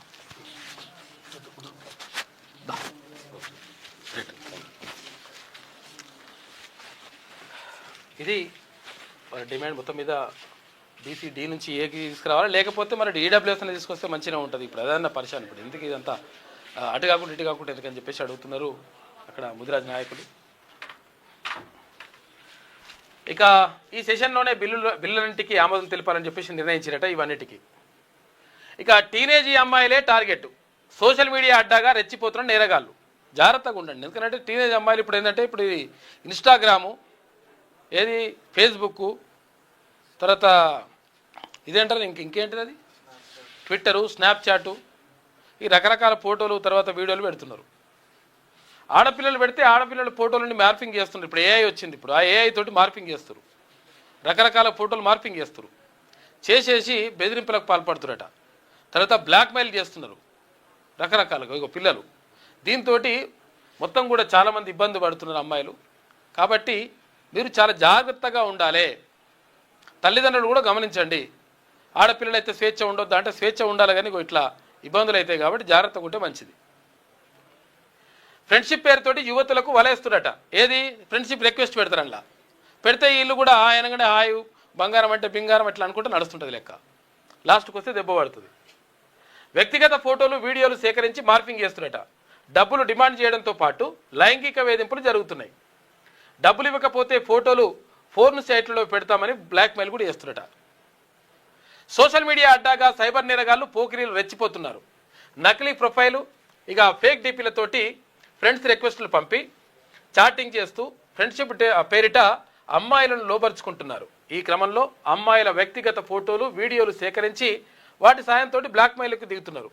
డబ్బులు డిమాండ్ చేయడంతో పాటు తాము చెప్పినట్టు వినాలని, లేదంటే తమ వద్ద ఉన్న ఫోటోలు వీడియోలు సోషల్ మీడియాలో ఫోర్న్ సైట్లలో అప్లోడ్ చేస్తామని బెదిరిస్తున్నట. పోకిరీల ఆగడాలను తల్లిదండ్రులతో చెప్పుకోలేక యువతులు బాలికలు కుమిలిపోతున్నారు. ఇటీవల కాలంలో ఇలాంటి బ్లాక్మెయిలింగ్స్ పెరిగిపోవడంతో అమ్మాయిలు తల్లిదండ్రులు అప్రమత్తంగా ఉండాలని పోలీసులు హెచ్చరిస్తున్నారు. వాస్తవంగా అప్రమత్తంగా ఉండండి, ఏమంటే చెప్పండి, చెప్పకుంటే అట్లనే పోతామంటే ఇంకా ఇంకా ఇబ్బంది అవుతుంటుంది. కంప్లైంట్ చేయండి. స్మార్ట్ ఫోన్ తోటే అంతా జరుగుతుంది. అంతా అమ్మాయిలు యువతులకు అరచేతిలో ఉండే స్మార్ట్ ఫోన్లే శాపంగా మారుతున్నాయి. సైబర్ నేరగాళ్లు పోకిరీలు ఇన్స్టాగ్రామ్లు, ఫేస్బుక్, ఎక్స్, స్కైప్ వంటి సోషల్ మీడియా ప్లాట్ఫామ్లో ఫేక్ ప్రొఫైల్ క్రియేట్ చేసుకొని అమ్మాయిలకు వల వేస్తున్నారు. ఇక ఫీమేల్ అని తెలిస్తే చాలు లైకులు కొడుతూ ఫ్రెండ్ రిక్వెస్టులు పంపుతున్నారు. దీంతో ఇక మాకు రిక్వెస్ట్ పెట్టిండు, మాకు ఇట్లా లైకులు కొడుతున్నారని చెప్పేసి వీళ్ళు కొంచెం ఆనందపడరా అయినట్టే లెక్క. వాళ్ళకి కావాల్సిందే అది. సూపర్ డూపర్, నీ ఫోటో సూపర్, అబ్బా ఆహా ఓహో అని చెప్పేసి పెడుతుంటారు. ఇట్లా పెడుతుంటారు ఇట్లా అంటుంటారు. రకరకాలు ఉంటుంది కథ. ఇవన్నీ పెడితే ఈ అమ్మాయిలు ఏమైతుంది, పెట్టక ఎవరైనా పెడుతురు కాబట్టి అబ్బా సూపర్, నేను ఇట్లా హీరోయిన్ లెక్క అని వీళ్ళు ఫీల్ అవుతారు. లాస్ట్కి వస్తే కథ అంతా వేరే మారిపోతుంది. కాబట్టి తల్లిదండ్రులు జాగ్రత్తగా ఉండండి. ఈ బాలికలు యువతులు కూడా జాగ్రత్తగా ఉండాల్సిన అవసరం ఉన్నది. యువత అమ్మాయిలు బహుపరాక్. ఏప్రిల్ 9లోగా రిటైర్మెంట్ బెనిఫిట్స్ చెల్లించండి. హైకోర్టు చెప్పే కాడికి వచ్చింది కథ. కేసీఆర్ చేసింది ఇదంతా. ఏమైంది, ప్రభుత్వ ఉద్యోగ విరమణ వయస్సు, పదవి విరమణ వయస్సు 3 ఏళ్ళు పెంచుతున్నామని అన్నాడు. ఏమైనా డిమాండ్ చేసిరా, రాస్తారోకో చేసిరా, రోడ్డు నిర్బంధించినరా, ఇంకేమైనా చేసినరా? ఏది లేదు. ఏం ఉద్యమం జరిగిందా? లేదు. కానీ 3 ఏళ్ళు పెంచిండు. అయితే వరాలు ఇస్తున్నాడు మా కాక అనుకున్నారు చాలామంది. కాకపోతే ఏంటంటే ఆడ ఎన్నుకున్న మతలబ్ ఏంటంటే ఈ రిటైర్మెంట్ అయినటువంటి బెనిఫిట్స్ ఇవ్వాలి. ఆ ఇవ్వడానికి పైసలు లేవు కాబట్టి మెల్లగా 3 ఏళ్ళు పెంచిండు కాక. మెల్లగా జరుపుకుంటూ వచ్చిండు, అవతల పడ్డాడు. ఇప్పుడు అవన్నీ ప్రభుత్వం మీద పడ్డాయి. పడితే ప్రభుత్వం దగ్గర ఖజానా లేదు, పైసలు లేవు ఖజానాలో. దీంతో ఇబ్బంది పడుతున్నారు. ఈ రిటైర్మెంట్ బెనిఫిట్స్ రాక పాపం చాలామంది రిటైర్ అయినటువంటి ఉద్యోగులు ఎవరైతే ఉంటారో వాళ్ళు చాలా ఇబ్బందులు పడుతున్నారు. ఆర్థికంగా ఇబ్బందులు పడుతున్నారు. కొంతమంది అనారోగ్యం పాలై ఇబ్బందులు పడుతున్నారు. పిల్లల పెళ్ళిళ్ళు చేయాలంటే వాళ్ళు ఇబ్బందులు పడుతున్నారు. కొంతమంది చచ్చిపోయారు పాపం. ఇక్కడ ఖమ్మం జిల్లాలో ఒక ఎస్ఐ చచ్చిపోయాడు పైసలు లేక. ఆయన పైసలేమో అక్కడ ఉన్నాయి, ప్రభుత్వం దగ్గర ఉన్నాయి. రిటైర్మెంట్ బెనిఫిట్స్ రాక పాపం అతను చచ్చిపోయాడు. ఇట్లా చాలామంది దారుణమైనటువంటి పరిస్థితులు ఎదుర్కొంటారు. కాబట్టి అరే ఇప్పుడు ఇవి మేమేమన్నా ఉట్టిగా ఫ్రీగా ఇస్తున్నానా ఏమన్నవి? 25-35 సంవత్సరాలు ప్రభుత్వ ఉద్యోగిగా సేవలు అందిస్తే, పని చేస్తే దానికి ఇచ్చినటువంటి పైసలకే గింత ఇబ్బంది పెడుతున్నారని చెప్పేసి వాళ్ళు మొత్తం కూడా చాలా బాధపడుతూ ఉన్నారు రిటైర్ ఉద్యోగులు.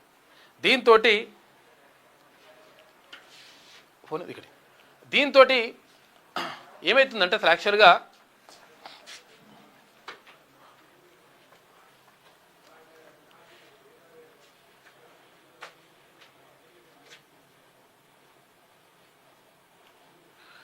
చాలామంది ఇబ్బంది పడుతున్నారు.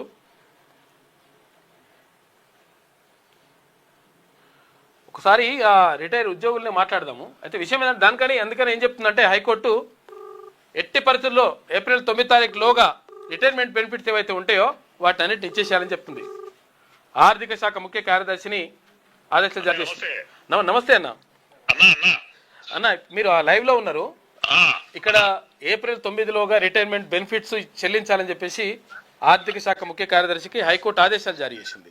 ఎటువంటి ఇబ్బందులు పడుతున్నారు అసలు ఏంది? మీరు ఇప్పుడు సీఐగా రిటైర్ అయిన తర్వాత మీ బెనిఫిట్స్ వచ్చినాయా? అన్న నాకు రాలే, ఇంకొక పద్దు పెండింగ్ ఉంది. నేను కూడా కోర్టుకు పోయి తెచ్చుకున్నాను 4 పద్దులు. రెండోది చాలా మంది అంటే ఇప్పటికీ 89 మంది చనిపోయారు. నిన్నగాక మొన్న ఒక ఎస్ఐ మెదక్లో కూడా చనిపోయాడు రాక పూర్తిగా. ఈ రకంగా చాలా ఇబ్బందులు ఎదుర్కోవాల్సి వస్తుంది. పిల్లలు అమెరికాలో ఉన్నారు. అమెరికాలో ఉన్న పిల్లలకు ఈఎంఐలు కట్టలేక వాళ్ళు చాలా నానా ఇబ్బందులు పడుతున్నారు. ఎస్, పెళ్లిళ్ళు కాక పిల్లలకు పెళ్లిళ్ళు అయిన తర్వాత కట్నం ఇస్తామన్నారు, అవి ఇయ్యలేకపోతున్నారు. రెండోది ఇల్లు కట్టుకొని ఈఎంఐలు కట్టలేక అవి ఇబ్బందులు పడుతున్నారు. జీవితాంతం కష్టపడి జాబ్ చేసి అది చేసి ఇల్లు కట్టుకుందామంటే ఇల్లు కట్టుకునే పరిస్థితి కూడా లేకుండా అయిపోయింది. లేకుండా 42 ఏళ్ళ సర్వీస్ చేసేసిళ్ళు, ఒక్కొక్కడు 38-40 ఏళ్ళు సర్వీస్ చేసిళ్ళు. అప్పుడు నక్సలైట్ల నుంచి బయటపడి చచ్చిపోయేటోళ్ళు, బతికిన వాళ్ళు ఇప్పుడు పైసలు లేక ఈ విధంగా ఇబ్బంది పడుతున్నారు, రోడ్డు మీద పడి. ఓకే, అప్పులు ఇచ్చేటోళ్ళు లేడెవడు, అప్పులు కట్టలేని పరిస్థితి. ఇవన్నీ జరుగుతున్నాయి. గవర్నమెంట్ కనీసం కొంచెమన్నా మా విషయంలో కూడా, ఉద్యోగస్తుల విషయంలో కొంచెమన్నా కొంచెం కూడా పాజిటివ్ లేదు. కొంచెం కూడా ఒక్కరు కూడా, ఒక్క మంత్రి గాని ముఖ్యమంత్రి గారు గాని ఎంత ఇబ్బందులు పడతా ఉంటే ఒక్కరు కూడా సరే అని చెప్పి ఉద్యోగస్తుల విషయంలో ఒక్కరు మాట్లాడింది లేదు. సరే, నిన్న అసెంబ్లీలో వాళ్ళు ప్రతిపక్ష పౌరులు మాట్లాడినప్పుడు దానికి జవాబు కూడా లేదు. మొత్తం మీద హైకోర్టు అయితే ఇచ్చేసిందన్న. హైకోర్టు ఇచ్చింది. కాంటెంప్ట్ కోర్టు వాళ్ళకి పైసలు ఇవ్వమంటుంది. ఓకే, కోర్టుకి వెళ్ళిన వాళ్ళకి మాత్రమే 2632 మంది ఉన్నారు. ఓకే, వాళ్ళకి మాత్రమే ఇవ్వమంటున్నారు. మిగతా వాళ్ళంతా ఎక్కడ పోవాలి? మిగతా వాళ్ళు కూడా ఇంక్లూడ్ కావాలి, ఇంక్లూడ్ కావాలి. అవును, ఆ విధంగా జరుగుతుంది, ఇబ్బందులు జరుగుతున్నాయి. మీ వల్ల కొంచెమన్నా గవర్నమెంట్ ఇది చూసి, ఈ విషయాన్ని చూసన్నా మాకేమైనా డబ్బులు వస్తాయని చెప్పి ఆశిస్తున్నాము. మీకు ధన్యవాదాలు. ఓకే, థ్యాంక్ యూ అన్న. ఇది రాజమౌళి గౌడ్ అని చెప్పేసి సిఏగా రిటైర్ అయ్యండి. ఆయన బెనిఫిట్స్ రాక ఇబ్బంది పడుతున్నారు. చాలాసార్లు ఫోన్ చేసి ఎట్లా చేద్దాం ఏం కథ అని చెప్పేసి అడుగుతూ ఉన్నారు. అంటే ప్రభుత్వ ఉద్యోగం చేసి తర్వాత ప్రభుత్వానికి ప్రజలకు సేవ చేసి రిటైర్ అయిన తర్వాత బెనిఫిట్స్ రాక ఇటు జీతం ఏమి ఉండదు. ఎట్లకైనా రిటైర్ అయిన తర్వాత జీతం ఎక్కడిది? ఏమైనా పెన్షన్, ఆ పెన్షన్ కూడా సరిగా వస్తలేదు. రకరకాలుగా ఇబ్బందులు పడుతూ ఉన్నారు. ఇక ఏం చేయలేక చెప్తున్నారు కదా ఆయన, పెళ్ళిళ్ళు చేయలేక, ఇండ్లు కట్టుకోలేక, ఏది అయినా సరే విదేశాలకు ఎవరైనా పిల్లలు పోతే వాళ్ళకు ఈఎంఐలు కట్టలేక వాళ్ళకి ఏం చేయాలో అర్థం కాక పరిస్థితి, కొంతమంది చచ్చిపోయారు. అందుకని కోర్టు ఇచ్చింది కానీ కోర్టుకు పోయిన వాళ్ళకే ఇస్తుందట. మిగతా ఇప్పుడు అందరూ కూడా ఇస్తే మంచిగా ఉంటుంది అనేటువంటిది రిటైర్ ఉద్యోగులటువంటి ఆందోళన. కోర్టు ధిక్కరణ కేసులో ఆన్లైన్లో హాజరైన సందీప్ కుమార్ సుల్తానియా ఇక ప్రత్యక్షంగా హాజరవ్వకపోవడంపై అసహనం, ఎలా వ్యవహరించాలో తెలియదా అంటూ జడ్జి ఆగ్రహం వ్యక్తం చేసినట్టు ఆయన మీద. ఇక పెట్రోల్ బంకుల్లో నో స్టాక్ బోర్డులు పెడుతురు, ఉద్దర ఇచ్చేది లేదంటూ ఆయిల్ కంపెనీలు చెప్తున్నాయంట. పూర్తి అమౌంట్ కడితేనే పెట్రోల్ డీజిల్ సరఫరా చేస్తామంటుంది. ఇంతకుముందేమో 50% కడితే ఇస్తుండే. 10 లక్షలు ఉంటే 5 లక్షలు కట్టినా ఇచ్చేది, 20 లక్షలు ఉంటే 10 లక్షలు కట్టినా ఇచ్చేది. ఇప్పుడే మొత్తం కడితేనే ఇస్తా అంటున్నారట. దీంతో కొంతమంది పెట్రోల్ బంకులే మూసేసారు. పెద్ద మొత్తం చెల్లించలేక కొనుగోలు తగ్గించుకుంటున్న డీలర్లు, పలు చోట్ల మూతపడుతున్న బంకులు, నో స్టాక్ బోర్డులపై సివిల్ సప్లైస్ ఆఫీసర్లు సీరియస్ అవుతారు. మూసేస్తే కఠిన చర్యలు తప్పవని హెచ్చరిస్తున్నారు. యాదాద్రి జిల్లాలో 5 బంకులకు నోటీసులు ఇచ్చిరట. అట్టెట్లా మూసేస్తారని. రామతపురంలో పెట్రోల్ బంకు వద్ద బారులు తీరిన వెహికల్స్. అంబర్పేటలో నో స్టాక్ బోర్డు. ఇట్లా నడుస్తుంది కథ. యుద్ధం ప్రభావం ఇట్లా పడుతున్నది. ఇది ఇట్లుంటే ఇక్కడ కొలంబియాలో ఆర్మీ ప్లేన్ కూలిందంట. అమెరికాలో 80 మందికి సైనికులు చనిపోయినరు. దక్షిణ అమెరికాలోని కొలంబియాలో సోమవారం ఘోర విమాన ప్రమాదం జరిగింది. సైనికులతో వెళ్తున్న మిలిటరీ వాహనం టేకాఫ్ అయిన కొద్దిసేపటికే కుప్పగూలిందట. కొంచెం ఇట్లా లేవంగానే ఈ ప్రమాదంలో సుమారు 80 మంది జవాన్లు మరణించినట్లు కొలంబియా ఆర్మీ ప్రకటించిందట.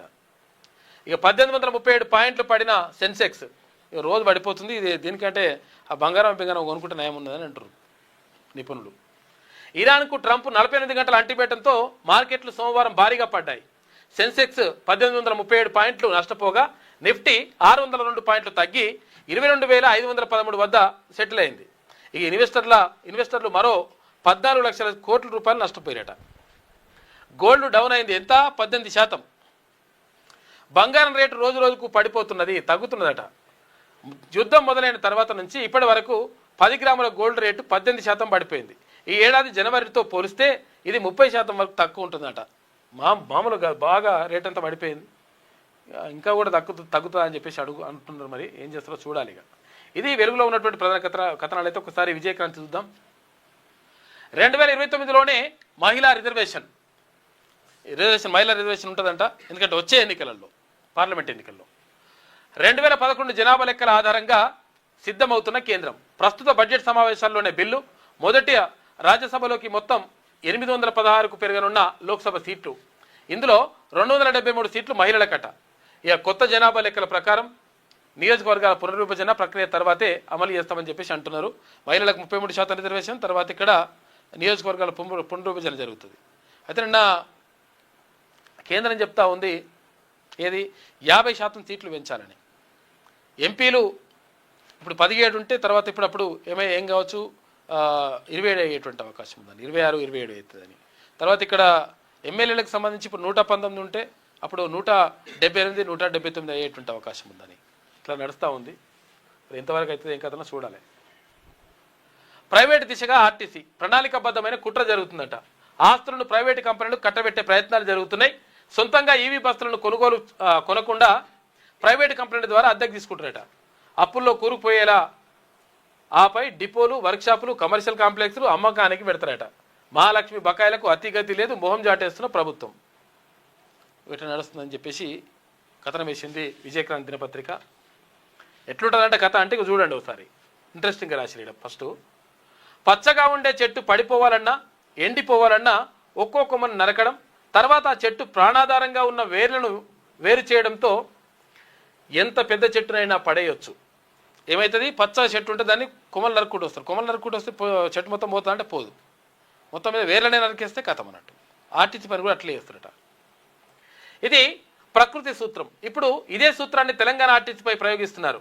ఆర్టీసీకి విభాగాలను ఒక్కొక్కటిగా బలహీనపరుస్తూ చిట్ట చివరికి అప్పుల్లో కూరుకుపోయేలా చేయడం, ఆపై ఆర్టీసీని ప్రైవేట్ పరం చేయాలనే దురాశతో రాష్ట్ర ప్రభుత్వం ముందుకు కదులుతున్నట్లు ఆర్టీసీ కార్మికులు అనుమానాలు వ్యక్తం చేస్తున్నారు. అప్పుల్లో కూరుకుపోయిన తర్వాత వేల కోట్ల రూపాయల విలువైన ఆర్టీసీ ఆస్తులను ప్రైవేటు సంస్థలకు అమ్ముకునేలా చేసి ఆర్టీసీని గంపగుత్తగా ప్రైవేటు సంస్థగా మార్చాలనే కుట్రపూరితంగా ప్రభుత్వం ఎత్తుగడలు వేస్తుందని ఆర్టీసీ కార్మికులు అంటున్నారు. దీని వెనుక రాజకీయ పార్టీల నేతలు, ప్రజాప్రతినిధులు, ప్రైవేటు కార్పొరేట్ సంస్థలకు అనుగుణంగా ప్రభుత్వం నిర్ణయాలు తీసుకునేలా వ్యవహరిస్తున్నారనే విమర్శలు కూడా వస్తున్నాయి. ఈవీ బస్సులు తీసుకొచ్చారు. ఈవీ బస్సులన్నీ ప్రైవేట్ వాళ్ళయ్యాయి. ఇక్కడ ఆర్టీసీ కార్మికులని నియమించే అనేది నియామకాలు ఉన్నాయి, ఉద్యోగ నియామకాలు ఉన్నాయి. ప్రైవేట్ బస్సులలో ప్రైవేటు వ్యక్తులే ఉంటారు. ప్రైవేటు మరి మెల్లమెల్ల మొత్తం ప్రైవేట్ చేస్తారనేటువంటిది అనుమానం వస్తుందని ఒక కథనం వేసింది. కార్మికుల యొక్క మేల్కోవాలి. దశాబ్దాల చరిత్ర ఉన్న ఆర్టీసీని కాపాడుకోవాల్సిన బాధ్యత ప్రజలతో పాటు ముఖ్యంగా ఆర్టీసీ ఉద్యోగులు, కార్మికులపై ఉంది. రాజకీయ నేతలు తమ వ్యవహార శైలిని మార్చుకోవాలి.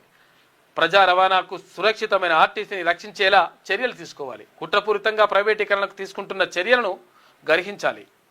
అందుబాటులో ఉన్న ప్రత్యామ్నాయాలను అందుకునేలా ప్రభుత్వం ఒత్తిడి పెంచాలి. ఉదాహరణకు కీలకమైన ఈవీ బస్సులను ఆర్టీసీయే సొంతంగా కొనుగోలు చేయడం ఇక్కడ ముఖ్యం. దీనివల్ల ఆర్టీసీలో మరింత ఉద్యోగ అవకాశాలు పెరుగుతాయి, ఆదాయం వస్తుంది, సంస్థ బలోపేతం అవుతుంది. అయితే ఇలాగే డీజిల్ బస్సులను ఈవీ బస్సులుగా చిన్నపాటి శిక్షణ ఇప్పించి ఆర్టీసీ వర్క్షాపుల్లో కొత్తగా తయారు చేయొచ్చు. అది చేయకుండా ఏం చేస్తుంది, కొత్తగా ఈవీ బస్సులు కొనుక్కొస్తారు అంటే ఆర్టీసీ కొనుక్కుంటుందా అంటే లేదు, ఏది ప్రైవేట్ వాళ్ళతో కొనిపిస్తున్నారు. మరి ఏం చేస్తారనేది అడుగుతా ఉన్నది. ఇక్కడ కన్నవారిని విస్మరిస్తే జీతం కట్టు, మంచి పని చేస్తారు. పలు కీలక బిల్లులకు రాష్ట్ర కేబినెట్ ఆమోదం చెప్పింది. గిగ్ వర్కర్ల బిల్లుకు ఓకే. మత సామరస్యాన్ని భంగం కలిగించే పోస్టులు పెట్టే వారిపై, అల్లర్లు ఘర్షణలు ప్రేరేపించే వారిపై కఠిన చర్యలు. న్యాయవాదుల రక్షణ కోసం తెలంగాణ అడ్వకేట్ ప్రొటెక్షన్ బిల్లుకు, తర్వాత కులగణనపై సబ్ కమిటీ నివేదికకు ఆమోదం చెప్పారు. మెట్రో స్వాధీనానికి సంబంధించి లావాదేవీల బాధ్యత HLMAకు ఇస్తున్నట. ఇక ట్రంప్ యూటర్న్ తీసుకున్నాడు. ఇరాన్తో చర్చలు మంత్రం, యుద్ధానికి 5 రోజులు హాల్ట్ అంట. ఇరాన్లోని గౌరవప్రదమైన నేతలతో చర్చలు జరుపుతున్నామని ట్రంప్ అంటున్నాడు. ఇదంతా ట్రంప్ కుట్రేనని ఇరాన్ అంటుంది. అమెరికాతో ఎలాంటి చర్చలు జరపడం లేదని స్పష్టీకరణ చేస్తుంది ఇరాన్. ఇక అమెరికా, ఇజ్రాయెల్ చిత్తుగా ఓడిపోయాయని ఎద్దేవా చేసింది ఇరాన్. ట్రంప్ ప్రకటనతో దిగొచ్చిన క్రూడ్ ఆయిల్ ధరలని చెప్పేసి ఒక వార్త. ఇక పెండింగ్ ప్రాజెక్టుల పూర్తికి ప్రత్యేక ప్యాకేజీ, జూన్ లోపు 5,000 కోట్ల రూపాయలు విడుదల అని మంత్రి ఉత్తమ్ కుమార్ రెడ్డి అంటున్నాడు. భారత్కు రానున్న మరో 2 నౌకలు హర్ముజ్ను దాటేందుకు సిద్ధమైనాయంట ఎల్పీజీ ట్యాంకర్లు. జలసంధిలో ప్రయాణిస్తున్న ఫైన్ గ్యాస్ జగ్వసంత్ షిప్లు 10 కేజీల ఎల్పీజీ సిలిండర్లు ఉత్తదే. పెట్రోలియం మంత్రిత్వ శాఖ వివరణ ఇచ్చింది. జాతీయ మీడియా కథనాలను ఖండించింది. హరీష్ వర్సెస్ బట్టి 5 DAలు ఎప్పుడు ఇస్తారు అని చెప్పేసి హరీష్ రావు అడుగుతున్నాడు. ఇప్పటికీ పీఆర్సీ లేదు, రిటైర్డ్ ఉద్యోగుల వేతలు అంతా ఇంత కాదు, నిధులు లేవా, మనసు లేదా అని చెప్పేసి హరీష్ రావు అడిగితే త్వరలోనే ఇస్తాం, 3 డిఏలు పెండింగ్లో పెట్టిన తర్వాత పెట్టిన గత ప్రభుత్వం విధానపరమైన నిర్ణయాలు తీసుకుంటామని డిప్యూటీ సీఎం బట్టి విక్రమార్క అంటున్నాడు. బీజేపీ నిన్న అసెంబ్లీ ముట్టడించింది. పోలీసుల కళ్ళు కప్పి అసెంబ్లీ గేటు వద్దకు ఆటోలో వచ్చిన రాష్ట్ర అధ్యక్షుడు రామచంద్రరావు. కాంగ్రెస్ వైఫల్యాలపై కార్యకర్తలతో ఆందోళన, అడ్డుకుని అరెస్ట్ చేసిన పోలీసులు, రైతు భరోసా, ఫీజు రియంబర్స్మెంట్ బకాయిలపై రాజీలేని పోరాటమని రామచంద్రరావు అంటున్నాడు. మరి ఎప్పుడు ఇస్తారో ఏం కథ మరి. వంట మనిషి ఇంట్లోనే స్కూల్ అట. కబ్జాకు గురైన పాఠశాల భూమి 25 ఏళ్లుగా 25 ఏళ్లుగా పక్కా భవనం లేదు. మహబూబాబాద్ జిల్లా బ్రహ్మంగారి తండాలో వరండాలోనే సాగుతున్న విద్యాబోధన చూసుకోరిగా. వంట మనిషి ఇంట్లో నడిపిస్తున్నట కథ. వచ్చే విద్యా సంవత్సరం నుంచి ప్రభుత్వ పాఠశాలలో నర్సరీ నుంచి ఇంటర్మీడియట్ వరకు విద్యాబోధన ప్రారంభించి మంచి నాస్తా ఇవ్వడంతో పాటు వారంలో 3 రోజుల పాటు పాలు, మరో 3 రోజులు రాగి జావా ఇచ్చి మెరుగైన విద్యాబోధన చేస్తామని రాష్ట్ర సీఎం రేవంత్ రెడ్డి ఓవైపు ప్రకటించగా, మరోవైపు మహబూబాబాద్ జిల్లా కేసముద్రం పట్టణంలోని బ్రహ్మంగారి తండా ప్రభుత్వ పాఠశాల ప్రాథమిక పాఠశాల కథ వేరుగా ఉంది. 25 ఏళ్లుగా వంట మనిషి ఇంట్లో ఆ పాఠశాలను నిర్వహిస్తున్నట. 25 ఏళ్ల క్రితం డిపెప్ పథకంలో బ్రహ్మంగారిపల్లి తండాలో ఇట్లా నడుస్తున్నట కథ. వరండాలో పరదా నీడలో విద్యాబోధన సాగుతున్నది బ్రహ్మంగారి తండా ప్రభుత్వ పాఠశాల ఇది. ఇక తమిళనాడులో ఎన్డీఏ ఏది కూటమి సీట్లు సర్దుబాటు అయినాయి అంట. డిఎంకేకు 178, ఎందుకంటే అక్కడ లోకల్ పార్టీ లేదు నడుస్తుంది కాబట్టి అందుకే వాళ్ళకి ఎక్కువ ఇచ్చేసిండ్రు. బీజేపీకి 27, పిఎంకేకి 18, ఎంఎంకేకు 17 స్థానాల్లో పోటీ. చర్చలు ఫలప్రదమని చెప్పేసి పళనిస్వామి అంటే అక్కడ నాయకుడు చెప్తా ఉన్నారు. మొత్తం మీద సెట్ అయిందంట లెక్కన. ప్రైవేట్ బిల్లును అనుమతించండి. బీఆర్ఎస్ వర్కింగ్ ప్రెసిడెంట్ కేటీఆర్ శాసనసభ స్పీకర్ గడ్డం ప్రసాద్ కుమార్కు నోటీసులు అందజేసిందట. ఇది విజయక్రాంతిలో ఉన్నటువంటి ప్రధాన కథనాలు అయితే ఒకసారి ఈనాడు చూద్దాం. లోక్సభ అసెంబ్లీ స్థానాలు 50% పెంపు, 50% పెరుగుతాయట. 2029 ఎన్నికల నుంచి అమల్లోకి అప్పుడు తెలంగాణలో 179 స్థానాలు అవుతాయి. ఇప్పుడు 119 ఉన్నాయి కదా, ఏది ఎమ్మెల్యేలు. 119 మంది ఎమ్మెల్యేలు ఉంటే అప్పుడు ఎంత అవుతుంది? 179 మంది ఎమ్మెల్యేలు అవుతారు. ఇంకో 60 మంది పెరుగుతారు. ఏపీలో 263 శాసనసభ సెగ్మెంట్లు ఉండే అవకాశం ఉంటుంది. దేశంలో 543 నుంచి 543 ఇప్పుడు లోక్సభ స్థానాలు ఉన్నాయి ఎంపీలు. అప్పుడు 816 లోక్సభ స్థానాలు అవుతాయి. ఈ పార్లమెంటు సమావేశంలోనే బిల్లు ఎన్డీఏ భాగస్వాములకు చెప్పిన అమిత్ షా ముందుగానే మహిళా రిజర్వేషన్ కోటా తీసుకొస్తారట. మొత్తం మీద అసెంబ్లీ స్థానాలు తర్వాత ఇక్కడ లోక్సభ స్థానాలు పెరుగుతాయి. అయితే ఇక్కడ దక్షిణ భారతదేశము తర్వాత ఉత్తర భారతదేశం అనేటువంటి చర్చ జరుగుతూ ఉంది. ఉత్తర భారతదేశంలో విపరీతమైనటువంటి జనాభా పెరిగింది కాబట్టి అక్కడ సీట్లు ఎక్కువ పెరుగుతాయి. దక్షిణ భారతదేశంలో జనాభా తగ్గించారు కాబట్టి ఇక్కడ సీట్లు తక్కువైతే అనేటువంటి చర్చ జరిగింది. ఈ నేపథ్యంలో దానికి చెక్ పెట్టడానికి ఏం చేస్తారంటే 2011 జనాభా లెక్కలను తీసుకుంటారట. తీసుకోవడంతో పాటు ఆ జనాభా లెక్కలని అక్కడ పక్కకు పెడితే విషయం ఏంటంటే సీట్ల పెంపు అనేటువంటిది ఇప్పుడున్నటువంటి దాంట్లో ఇంకో 50% పెంచాలని చెప్పేసి నిర్ణయించారట. ఎందున్నా సరే దాంతో అందరికీ సమానంగా వస్తానేటువంటి చర్చ జరుగుతూ ఉంది. లోక్సభ అన్ని రాష్ట్రాల అసెంబ్లీ స్థానాలను 50% పెంచాలని కేంద్ర ప్రభుత్వం కీలక నిర్ణయం తీసుకున్నది. ఈ బిల్లును ఈ పార్లమెంటు సమావేశంలోనే ప్రవేశపెట్టడానికి సిద్ధమైనట్టు తెలిసింది. దీని ప్రకారం పార్లమెంటు స్థానాలు 543 నుంచి 816కు చేరుతాయి. 4123 ఉన్న అసెంబ్లీ స్థానాలు 6185కు అవుతాయి. ఇక తెలంగాణ అసెంబ్లీ స్థానాలు 119 ఉంటే 179కి అవుతాయి. ఆంధ్రప్రదేశ్లో ప్రస్తుతం 175 ఎమ్మెల్యే స్థానాలు ఉంటే 263 అవుతాయి. లోక్సభ స్థానాలు ఏపీలో 25 ఉంటే 38 అవుతాయి. తెలంగాణలో 17 ఉంటే 26కి చేరుతాయి. ఇంకో ఇట్లా మరి 50% వేస్తారట. బెస్ట్గా ఇది మంచి నిర్ణయం. ఇది ఒక రకంగా చెప్పాలంటే జనాభా దామాష అంటే జనాభా అక్కడ ఎక్కువ పెరిగి ఇక్కడ తక్కువ పెరిగే మరి ఇబ్బంది అవుతుంది కదా, అందుకని ఇది బెస్ట్గా. వెనక్కి తగ్గిన ట్రంప్ ఇరాన్ విద్యుత్ కేంద్రాలపై దాడులకు 5 రోజులు విరామం ఇచ్చినట్టు అధ్యక్షుడు. గౌరవనీయ ఇరాన్ నేతలతో చర్చలు జరుగుతున్నాయని వెల్లడి. ఆ నేత ముజ్తబా కాదని స్పష్టీకరణ. ఇక చర్చలేం జరగలేదని చెప్పేసి ఇరాన్ అంటుంది. హార్ముజ్ మూసివేత హెచ్చరికతోనే ట్రంప్ దిగొచ్చిండని స్పష్టీకరించింది ఇది ఇరాన్. ఫార్ములా ఈ కార్ రేస్ కేసులో A1గా కేటీఆర్, A2గా ఐఏఎస్ అధికారి అరవింద్ కుమార్ ఛార్జ్షీట్ దాఖలు చేసింది ఏసీబీ. మదుపర్లకు స్టాక్ మార్కెట్ కాకుండా షాక్ మార్కెట్ అయింది. బంగారం వెండి ధరలో భారీగా కుదుపు వచ్చింది. పదవీ విరమణ ప్రయోజనాలు అందుకోకుండానే ప్రాణాలు వదులుతున్నారు. చూసుకో, ఇక రిటైర్ అయ్యారు, ఆ బెనిఫిట్స్ తీసుకోకుండానే చచ్చిపోతున్నట్టు పాపం.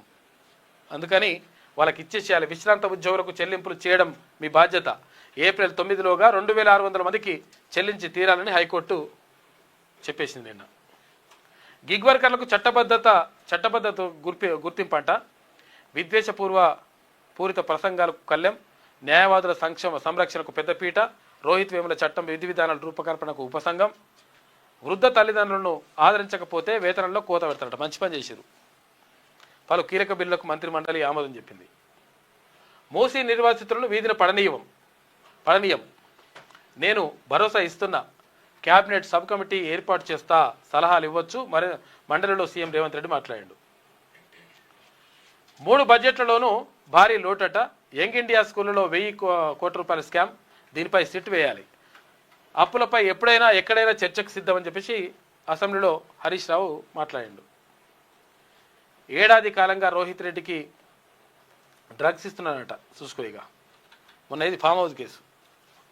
హైదరాబాద్కు చెందిన రాకేష్ వర్మ ద్వారా సరఫరా, కౌశిక్ రవితో అతనికి లావాదేవీలు ఉన్నాయట. సిట్ దర్యాప్తులో వెలుగులో కొత్తగా 4 పేర్లు వచ్చినాయి. అభిషేక్ అదృశ్యంపై రాజేంద్ర నగర్ ఠాణాలో ఫిర్యాదు చేసిరట. 3 రోజుల కస్టడీకి మాజీ ఎమ్మెల్యేని తీసుకున్నారు. రితీష్ రెడ్డి, ఢిల్లీ వ్యాపారి అమిత్ శర్మని కూడా తీసుకున్నారు. 3గురిని. మరి ఏం చేస్తారో చూడాలి. ఇక ఎట్లా కక్కియాలో అట్లా కక్కిస్తే బెస్ట్గా అని బయటకు వస్తాయి. ఇది ఈనాడులో ఉన్నటువంటి ప్రధాన కథనాలు. అయితే ఒకసారి ఆంధ్రజ్యోతి చూద్దాం. ఈ సమావేశాల్లోనే పునర్విభజన బిల్లు 2011 జనాభా లెక్కల ఆధారంగానే మహిళా కోట కూడా ఆ లెక్కలతోనే రాజ్యాంగ సవరణ బిల్లును ప్రవేశపెట్టే అవకాశం. అన్ని రాష్ట్రాల్లోనూ ఒకే శాతం మేర నియోజకవర్గాలను పెంచే యోచన. మంచి పని ఇది. ఇవాళ బీఏసీ సమావేశంలో నిర్ణయం తీసుకుంటారంట. అవసరమైతే బడ్జెట్ సెషన్ పొడిగిస్తారట. ఏది దానికి లోక్సభ. తెలంగాణలో లోక్సభ స్థానాలు 25 నుంచి 26కు పెరిగే అవకాశం ఉంది. అసెంబ్లీ స్థానాలు 178 నుంచి 179 వచ్చే అవకాశం ఉంది. ఏపీలో లోక్సభ స్థానాలు 37 నుంచి 38, అసెంబ్లీ సీట్లు 262 నుంచి 263కు పెరిగే ఛాన్స్ ఉంది. 50% పెంచుతున్నట. 5 రోజుల విరామం ప్రకటించిండు ట్రంప్. ఈ ప్రకటించుండు కాదని ఆయన ఇదంతా మోసం అని చెప్పేసి అంటుంది ఇరాన్. కరోనా తరహా సంక్షోభం ఇప్పుడు కూడా కలిసికట్టుగా ఎదుర్కొందాం.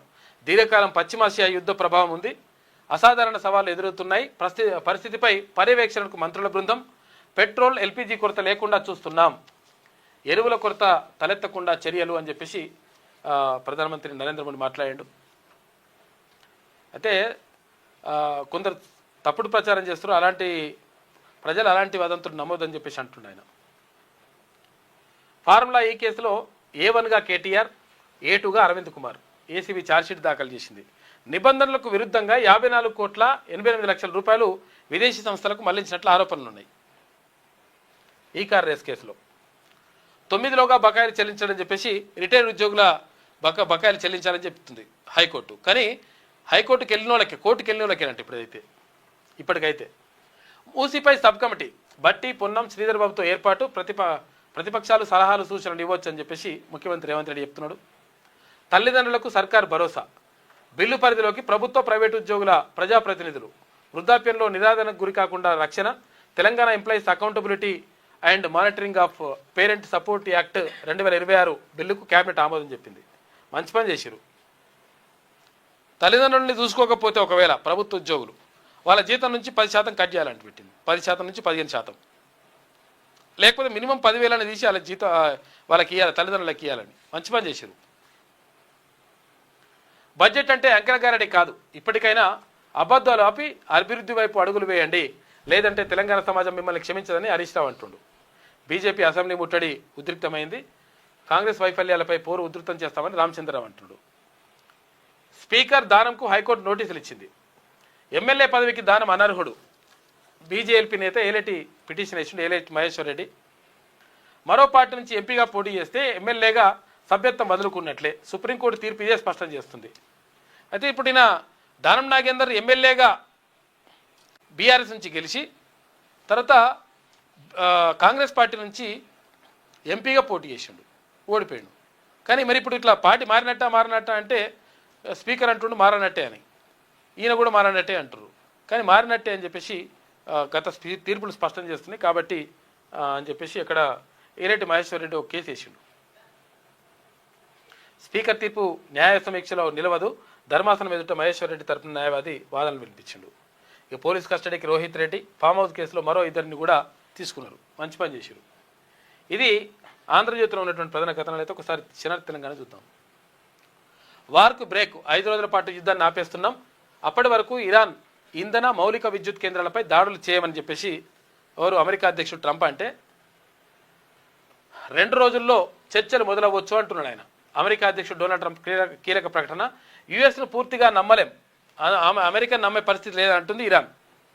తమ దేశ విద్యుత్ కేంద్రాలపై దాడులు చేస్తే తీవ్ర పరిణామాలు తప్పవు. అమెరికాకు ఇరాన్ ఘాటు హెచ్చరిక, మేము యుద్ధం జోలికెళ్లమని బ్రిటన్ అంటుంది. ఇక బగ్గుమన్న తెలంగాణ రాష్ట్ర వ్యాప్తంగా టీఆర్పీ శ్రేణులు నిరసన వ్యక్తం చేసినాయి. ఎందుకు? మల్లన్న పిలుపుతో కలిగిన టీఆర్పీ దండు, బడ్జెట్లో బీసీలకు మొండి చేయి చూపించడంపై మండిపాటు, నల్ల బ్యాడ్జీలతో టీఆర్పీ నేతలు నిరసన చెప్పారు.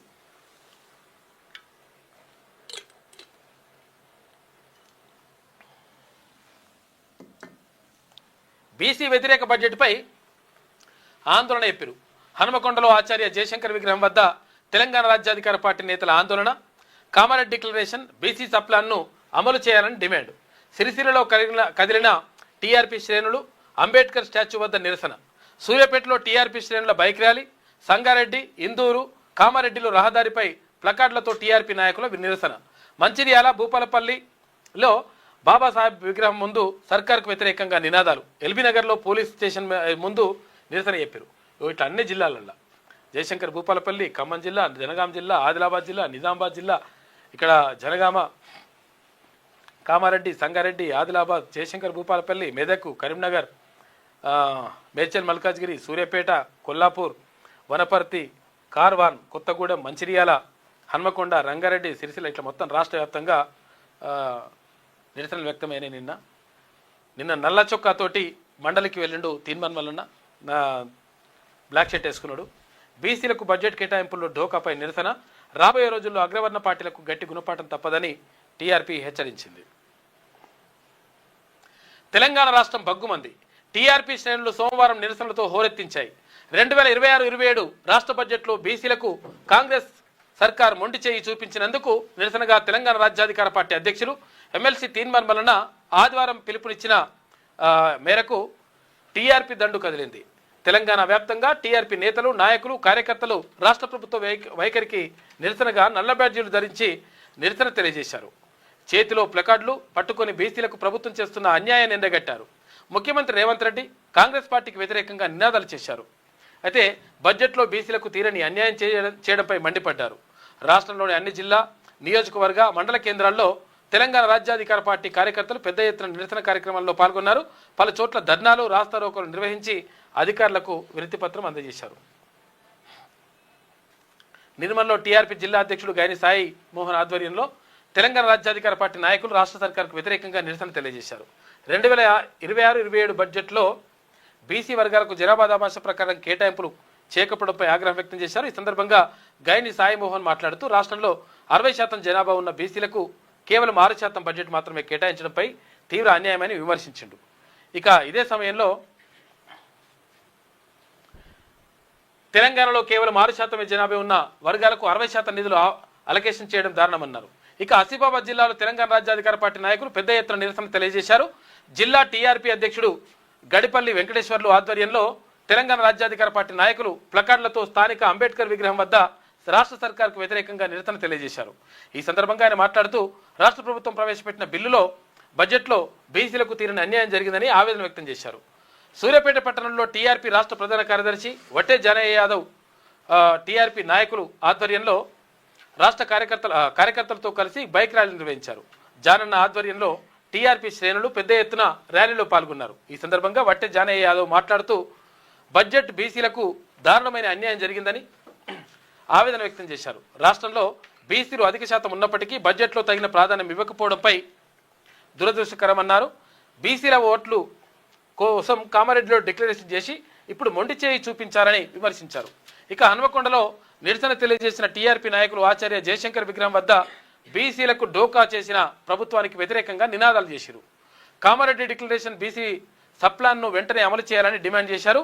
ప్లకార్డులు ప్రదర్శించి తమ అభిప్రాయాలను వెలిబుచ్చారు. మరోవైపు మల్లన్న పిలుపుతో సిరిసిల్ల టీఆర్పీ దండు కదిలొచ్చింది. స్థానిక అంబేద్కర్ విగ్రహం వద్ద తెలంగాణ రాజ్యాధికార పార్టీ నాయకులు తమ నిరసన తెలియజేశారు. సంగారెడ్డి, ఇటు ఇందూరు, కామారెడ్డి జిల్లాల్లో రహదారులపై టీఆర్పీ నాయకులు ప్లకార్డులతో నిరసన చేపట్టారు.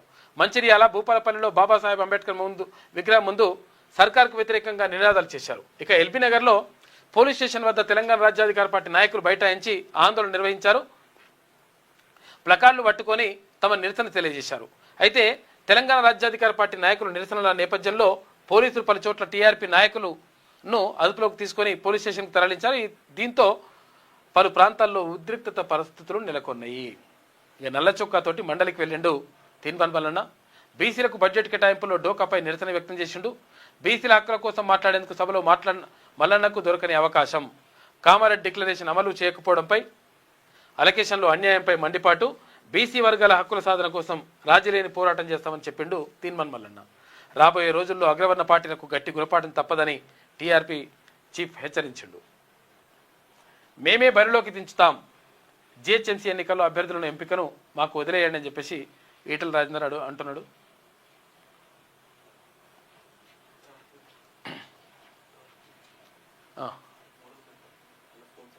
ఓకే, చూద్దాం. ఇగో ఇట్లా ఇవి నిరసన కార్యక్రమాలకు సంబంధించి తెలంగాణ రాజ్యాధికార పార్టీ ఆధ్వర్యంలో జరిగినటువంటి నిరసన కార్యక్రమాలకు సంబంధించి మనము చిత్రాన్ని చూసుకోవచ్చు. ఇక్కడ సూర్యాపేట జిల్లాకు సంబంధించి, ఇక్కడ ఎల్బీ నగర్లో, ఇట్లా మొత్తం కూడా రాష్ట్ర వ్యాప్తంగా జరిగినటువంటి నిరసన కార్యక్రమాలు మనం అన్ని కూడా చూడొచ్చు. ఇక్కడ అన్ని జిల్లాల్లో భారీగా మొత్తం కూడా తెలంగాణ రాజ్యాధికార పార్టీ, తర్వాత అక్కడ బీసీ నాయకులందరూ వచ్చి నిరసనకు మద్దతు తెలియజేసినారు. ఇంకోట్లా జరిగింది.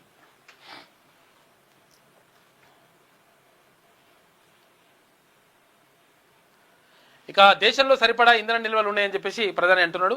54 లక్షల మెట్రిక్ టన్నుల నిల్వలు ఉన్నాయి. యుద్ధం వలన అనేక సవాళ్లను ఎదుర్కొంటున్నాం. ఎప్పటికప్పుడు పరిస్థితిని గమనిస్తున్నాం. గల్ఫ్ దేశాల్లో చిక్కుకున్న వారిని క్షేమంగా దేశానికి తీసుకొచ్చాం. ప్రజలు ఆందోళన చెందాల్సిన అవసరం లేదని చెప్పేసి ప్రధాని మోడీ అంటున్నాడు. విద్యా సంస్థల్లో కుల వివక్ష, రోహిత్ వేముల చట్టం రూపకల్పనకు మంత్రివర్గ ఉపసంఘం వేసిండ్రు. ఇక ముగిసిన కేబినెట్ భేటీ, పలు కీలక బిల్లుల ఆమోదం. గిగ్ వర్కర్ల బిల్లుతో పాటు అడ్వకేట్ ప్రొటెక్షన్ బిల్లుకు గ్రీన్ సిగ్నల్ ఇచ్చారు. కులగణన అధ్యయనం కోసం నిపుణుల కమిటీ, ఎల్ఎన్టీ నుంచి మెట్రో స్వాధీనం, తల్లిదండ్రులను పట్టించుకొని ప్రభుత్వ ఉద్యోగుల జీతాల నుంచి 15% కట్టు. ఇది కథ. విద్యార్థుల భవిష్యత్తుతో ఆడుకోవద్దు, ఫీజు రియంబర్స్మెంట్ వెంటనే విడుదల చేయాలి. 12,000 కోట్ల రూపాయల బకాయిల్లో ఉన్నాయి. విద్యార్థులు ఉన్నత చదువులకు దూరం అవుతున్నారు, తక్షణమే బకాయిలు చెల్లించాలని అసెంబ్లీ ఎదుట బీఆర్ఎస్ ఎమ్మెల్యేలు నిరసన చెప్పారు. 6 గ్యారెంటీలు ఎక్కడ? వాగ్దానాలకే తప్ప అమలు శూన్యం. పథకాల అమలులో పారదర్శకత లేదు. ఇక 420 హామీలతో ప్రజలను మభ్యపెడుతున్నారు. 6 గ్యారెంటీలకు చట్టబద్ధత కోరిన బీఆర్ఎస్ అసెంబ్లీలో ప్రైవేట్ మెంబర్ బిల్లుకు నోటీస్ ఇచ్చిండ్రు. ఇక్కడ బడ్జెట్ సమావేశాల్లోనే చర్చకు ప్రత్యక్ష డిమాండ్ చేసిండ్రు. 6 గ్యారెంటీల అమలుకై బీజేపీ అసెంబ్లీ ముట్టడికి ప్రయత్నం చేసింది. ఇక ఫిలిప్పీన్స్ బియ్యం స్కామ్ అని చెప్పేసి ఒక వార్త. 10 లక్షల మెట్రిక్ టన్నుల బియ్యం ఎగుమతి చేస్తామని ఎంఓయూ చేసుకున్నట. 27 వేల మెట్రిక్ టన్నుల వద్దే ఎందుకు ఆగిపోయినరు? మరో 7,500 మెట్రిక్ టన్నులు కాకినాడ పోర్టులో ముక్కిపోతున్నాయి అని చెప్పేసి మాజీ మంత్రి హరీష్ రావు అంటున్నాడు. ఇక క్యూనెట్ భారీ మోసం అంట. ఏకకాలంలో 3 రాష్ట్రాల్లో సోదాలు, దేశవ్యాప్తంగా 100 కోట్ల రూపాయల స్కామ్. 32 మందిని అరెస్ట్ చేసిండ్రు పోలీసులు. భారీగా ల్యాప్టాప్లు, అగ్రిమెంట్ పత్రాలు స్వాధీనం చేసుకున్నారు. అరెస్ట్ అయిన వారిలో ఎక్కువ మంది ఐటీ ఉద్యోగులు ఉన్నట. వాయుసేన ఉద్యోగి అరెస్ట్. యుద్ధ విమానాలు, కీలక క్షిపణుల సమాచారాన్ని పాక్కు చేరేసినట్టు. ఇవి మొత్తం తొక్కి అని కోసేయాలి అవన్నీ. నిందితుడు సుమిత్కు పాక్ హ్యాండ్లర్లతోటి సుదీర్ఘకాలంగా సంబంధాలు ఉన్నాయట. ఈ ఏడాది జనవరిలో వీళ్ళ వల్ల, ఈ దొంగల వల్ల అసలు యాక్చువల్గా దేశ భద్రతకు నష్టం జరుగుతుంది. చంపేయాలి కొడుకుల్ని, ఇటువంటి వాళ్ళని. ఈ ఏడాది జనవరిలో జబరారాంను అదుపులోకి తీసుకున్న రాజస్థాన్ పోలీసులు. అతడిచ్చిన సమాచారంతోనే సుమిత్ అరెస్ట్ అట. ఇక చబువా ఎయిర్పోర్ట్స్ స్టేషన్లో మల్టీ టాస్కింగ్ అంట. వింగ్లో ఉద్యోగిగా పనిచేస్తున్న సుమిత్ 2023 నుంచి సుమిత్ పాక్ నిఘా వర్గాలతోటి టచ్లో ఉన్నాడని తెలిసిందట. కోశాలు చంపేయాలి ఈ కొడుకుల్ని, ఇటువంటి వాళ్ళని. దిగొస్తున్న పసిడి బంగారం ధర తక్కువ అవుతుంది, ధర తగ్గుతుందంట. గత కొద్ది రోజులుగా తగ్గుతున్న బంగారం వెండి ధరలు నిన్న ఒక్కరోజే 5,950 రూపాయలు తగ్గిందట. 10 గ్రాముల ధర బంగారం ధర 5,450 రూపాయలు తగ్గింది. 22 క్యారెట్ల ధర ఇక 20,000 రూపాయలు తగ్గింది కిలో వెండి. కొనుగోలుకై ఆసక్తి చూపుతున్నారంట సామాన్య ప్రజలు. ఇప్పుడు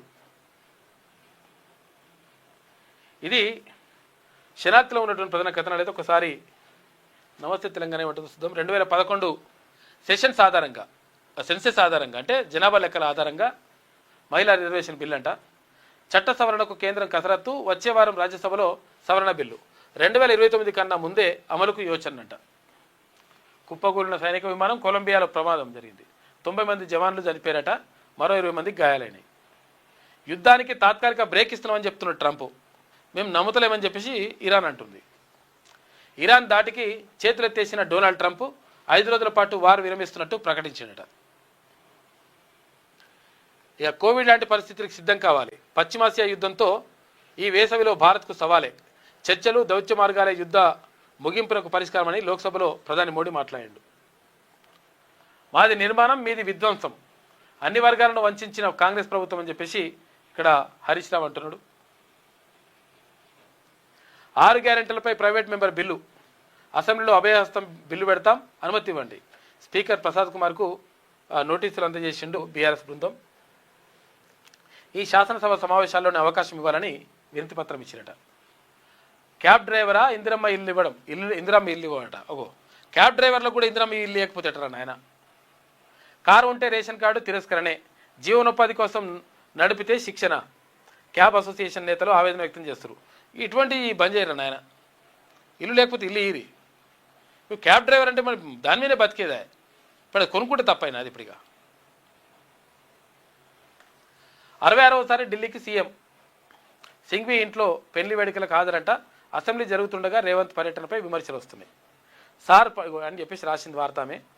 సార్ పంటలు ఎండుతున్నాయి, కోతకొచ్చిన పంటలకు ఒక్కతడికి నీళ్ళు ఇవ్వండి, అసెంబ్లీలో ప్రభుత్వాన్ని కోరినరు కాంగ్రెస్ ఎమ్మెల్యే నారాయణ రెడ్డి.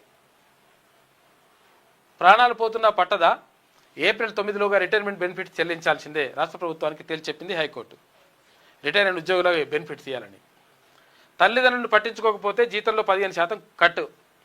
తల్లిదండ్రుల వద్ద మద్దతు బిల్లుకు కేబినెట్ ఓకే చెప్పిందంట. విద్వేష ప్రసంగాల నిరోధక బిల్లుకు ఆమోదం చెప్పింది. హైడ్రాకు హైకోర్టు షాక్ ఇచ్చింది. బతుకమ్మ కుంట వద్ద నిర్మాణాలు తొలగించాల్సిందే, కోర్టు ఆదేశాల నాటి స్థితిని పునరుద్ధరించాల్సిందే. కమిషనర్ రంగనాథ్ తీరుపై మండిపాటు. ఇది ఖచ్చితంగా కోర్టు ధిక్కరనే. స్టేటస్ కో తర్వాత నిర్మాణాలపై సీరియస్ అయిందంట. జరిమానా, జైలు శిక్ష కాదు, తప్పును సరిదిద్దుతాం. కఠిన నిర్మాణాలన్నీ 4 వారాల్లో తొలగించాలని ఆదేశాలు ఇచ్చిందట. హైడ్రా రంగనాథ్పై స్పీకర్కు ఫిర్యాదు. నల్లచెరువు శిలాఫలకంపై కాంగ్రెస్ నేత పేరు పెట్టినట. ప్రోటోకాల్ ఉల్లంఘనపై బీఆర్ఎస్ ఫిర్యాదు చేసింది. రంగనాథ్ తీరుపై ఆగ్రహం వ్యక్తం చేసిన స్పీకర్ వెంటనే ఆ పేరును తొలగించాలని ఆగ్రహం వ్యక్తం చేసినట, ఆదేశించినట. ఇవేమేమో రాసుకొస్తుంది. బెడిసికొట్టిన బెదిరింపు వ్యూహం. మధు పార్క్ అపార్ట్మెంట్పై సర్కార్ కొత్త ఎత్తుగడ. బాధితులను విభజించి ఒప్పించేందుకు ప్రణాళిక. పరిహారంగా 11 రియల్ ఎస్టేట్ ప్రాజెక్టుల పరిశీలన. 7 ఎకరాల్లో కొత్త అపార్ట్మెంట్ నిర్మాణానికి హామీ ఇచ్చినట. ఇంటితో బంధం ముందస్తు చిత్తైనటువంటి ప్రలోభ పర్వం. స్థానికుల వరుస నిరసనలతోటి ప్రభుత్వం ఉక్కిరి బిక్కిరి అవుతుందన్నట్టు ఒక వార్త వేసింది. మధు పార్క్ దేనికి పనికిరాదు. ఆ అపార్ట్మెంట్ లేకున్నా గాంధీ ప్రాజెక్టుకు ఇబ్బంది ఏం లేదు. మండలిలో తేల్చి చెప్పిన సీఎం. మూసీ ప్రాజెక్టుపై కేబినెట్ సబ్ కమిటీ వేస్తామని వెల్లడి. ఆగిన ఇందిరమ్మ ఇల్లు అంట ప్రాణం తీసుకున్న యువ రైతు. వ్యవసాయంలో నష్టాలతో అప్రపాలైంది. చేతిలో చిల్లిగవ్వ లేక మనస్తాపం. సిరిసిల్ల జిల్లా శాంతినగర్లో విషాదం. ఇది నమస్తే తెలంగాణలో ఉన్నటువంటి ప్రధాన కథనాలు. మొత్తం మీద జరుగుతున్నటువంటి పరిణామాలు ఇట్లా ఉన్నాయి. ఇక రాష్ట్ర వ్యాప్తంగా మొత్తం కూడా నిరసన వ్యక్తమైనవి. బీసీలకు అన్యాయం జరగడం పైన, బీసీలకు ఈ ఏది బడ్జెట్ సమావేశంలో బడ్జెట్లో కేటాయింపులు జరపకపోవడం పట్ల, బీసీలకు జరుగుతున్నటువంటి అన్యాయం పట్ల, బీసీలపై చూపుతున్నటువంటి వివక్ష పట్ల తెలంగాణ రాజ్యాధికార పార్టీ అధినేత తీన్మాన్ మల్లన్న ఇచ్చినటువంటి పిలుపు మేరకు రాష్ట్ర వ్యాప్తంగా నిరసనలు కొనసాగినాయి. కాబట్టి బీసీలకు మరి ఇప్పుడన్నా ఏమైనా చేస్తారా, లేకపోతే ఇంకేమైనా మాట్లాడతారా, ఏం చేస్తారు, ఏం కథ, ఏమైనా హామీలు ఇస్తారా అనేటువంటిది చూడాలి ఇంకా.